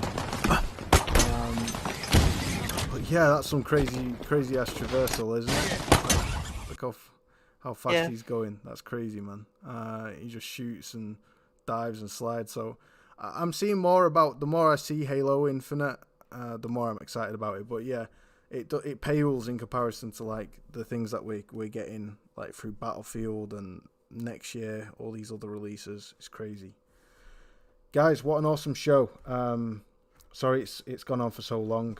We've just had so much to talk about, and to be honest, I could go on for another hour with you guys. We've missed several key topics that would have been awesome to discuss, like SSDs, storage, like Rich said, and what our favorite games are for next year coming out. But yeah, it is what it is. Time just gets the better of us, doesn't it? So thank you for an absolutely incredible show today. It's been just awesome. Let's wrap it up. So as for panel members, OT just left, but you can find OT on Twitter and I'll just find you his. To be honest, it's listed down below. At OT09280470. You can see his name in the description. To our special guest, Will, mate, it's been inspiring to have you on. You're like a baby Akira with a little bit of John Linneman thrown in the mix. Thanks so much, man. Really. No, it was also a pleasure of mine as well to be here, man. It's the first time I'm on a podcast, you know. It's been a lot of fun. You've smashed it out of the park, and I would be honored. I'd be absolutely honored to have you on again. Oh, absolutely, yeah. I've enjoyed my time here a lot, yeah. Awesome stuff, brother. You've certainly delivered, mate. All I can say is, for your first ever podcast, like, you should be proud of how well you've kind of articulated yourself, and Akira spoke highly of you, but I think even his praise didn't do you justice today. Thanks so much. Thanks brilliant. So absolute kudos to you, brother, and thank you. Where can we find you, man? I've got your handle, your Twitter handle, but you can shout it out and let us know. It's pretty much at the Crash in WWEG. But you can also find me under the name Vilamovsky on there as well. And I also want to say a big thank you to you as well, Akira, for making my inclusion happen, man. Very appreciative of it. Anytime. Awesome. Thank you as well. Shout out to Leviathan Gamer. He had to go to, I don't know, survive, live, get some sleep. Maybe have a shower. I don't know. Maybe eat some food, because he's been like a zombie this last few days, because he's been doing his playing. Oh man! But shout out to crazy. him. You can find Leviathan Gamer at Leviathan Gamer 2 on Twitter. Be sure to follow him. He's a software engineer, and he knows his shit, to say the least. My friend XB7 Davis, he's a developer. He's a panel member, but he was a no-show today. He must be pretty busy developing and working on his game. But shout out to him. You can find him at EXP7 Davis. So EXPSEV Davis on Twitter. Be sure to follow him. He knows his stuff. Now to the rest of the panel. Gaming Despair. He left. He joined at the start. You can find him Gaming Despair on Twitter. It's all one word. Now, to those who are actually in the chat, in the panel, Chris Righteous, where can we find you, man? You can find me on Twitter. Also every Thursday on the Saltiest Gaming Podcast. Every Wednesday on Planet Xbox with Kids Move. And I'm definitely coming out with more videos. I have this one video. I'm not gonna say the title of it because it's gonna give it away. But it's a very spicy. It's gonna how to say it? It's gonna cause some debates in the gaming community. But I think it's gonna be good. I think it's gonna be good. It's a versus. It's a versus video. You know what I mean? I'm putting two games versus each other, but. Yeah, but y'all can look forward to that. But yeah, just check me out, man, and glad to be on. You know, I just pull up whenever I feel like. I'm just an unofficial guest, unofficial member of this shit. I just pull up whenever.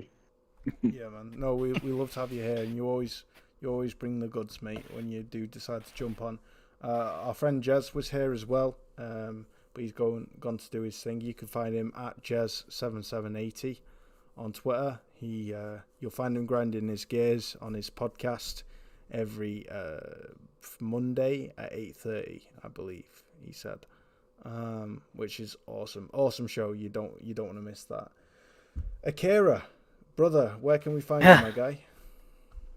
Yeah, I'm only on Twitter. I really still figuring out YouTube, so I'm just only on Twitter.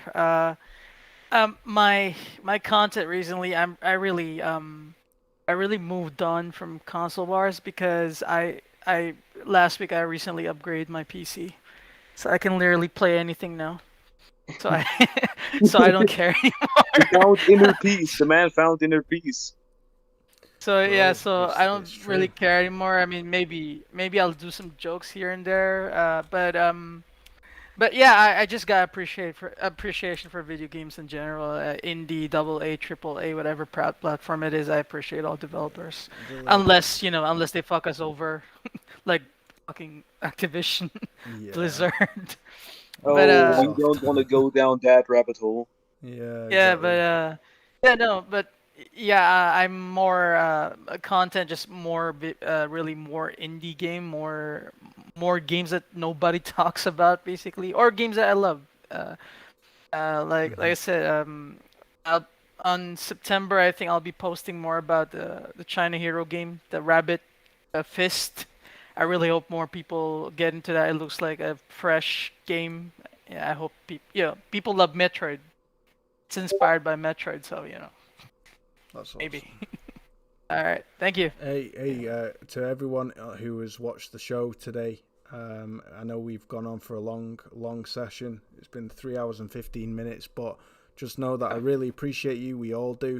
You've made the podcast what it is, and the panel is grateful, and I'm also grateful for the panel, as I'm sure you are. The panel has been absolutely fire tonight. Conversation has just flowed, and it's not disappointed. So, huge shout out to all of you in the chat. Huge shout out to the panel members. Thank you so much for watching Company of Gamers Podcast episode 7, guys. We love you. Much love to all of you, and we'll see you guys next time. Peace. All right, bye. Ah, damn.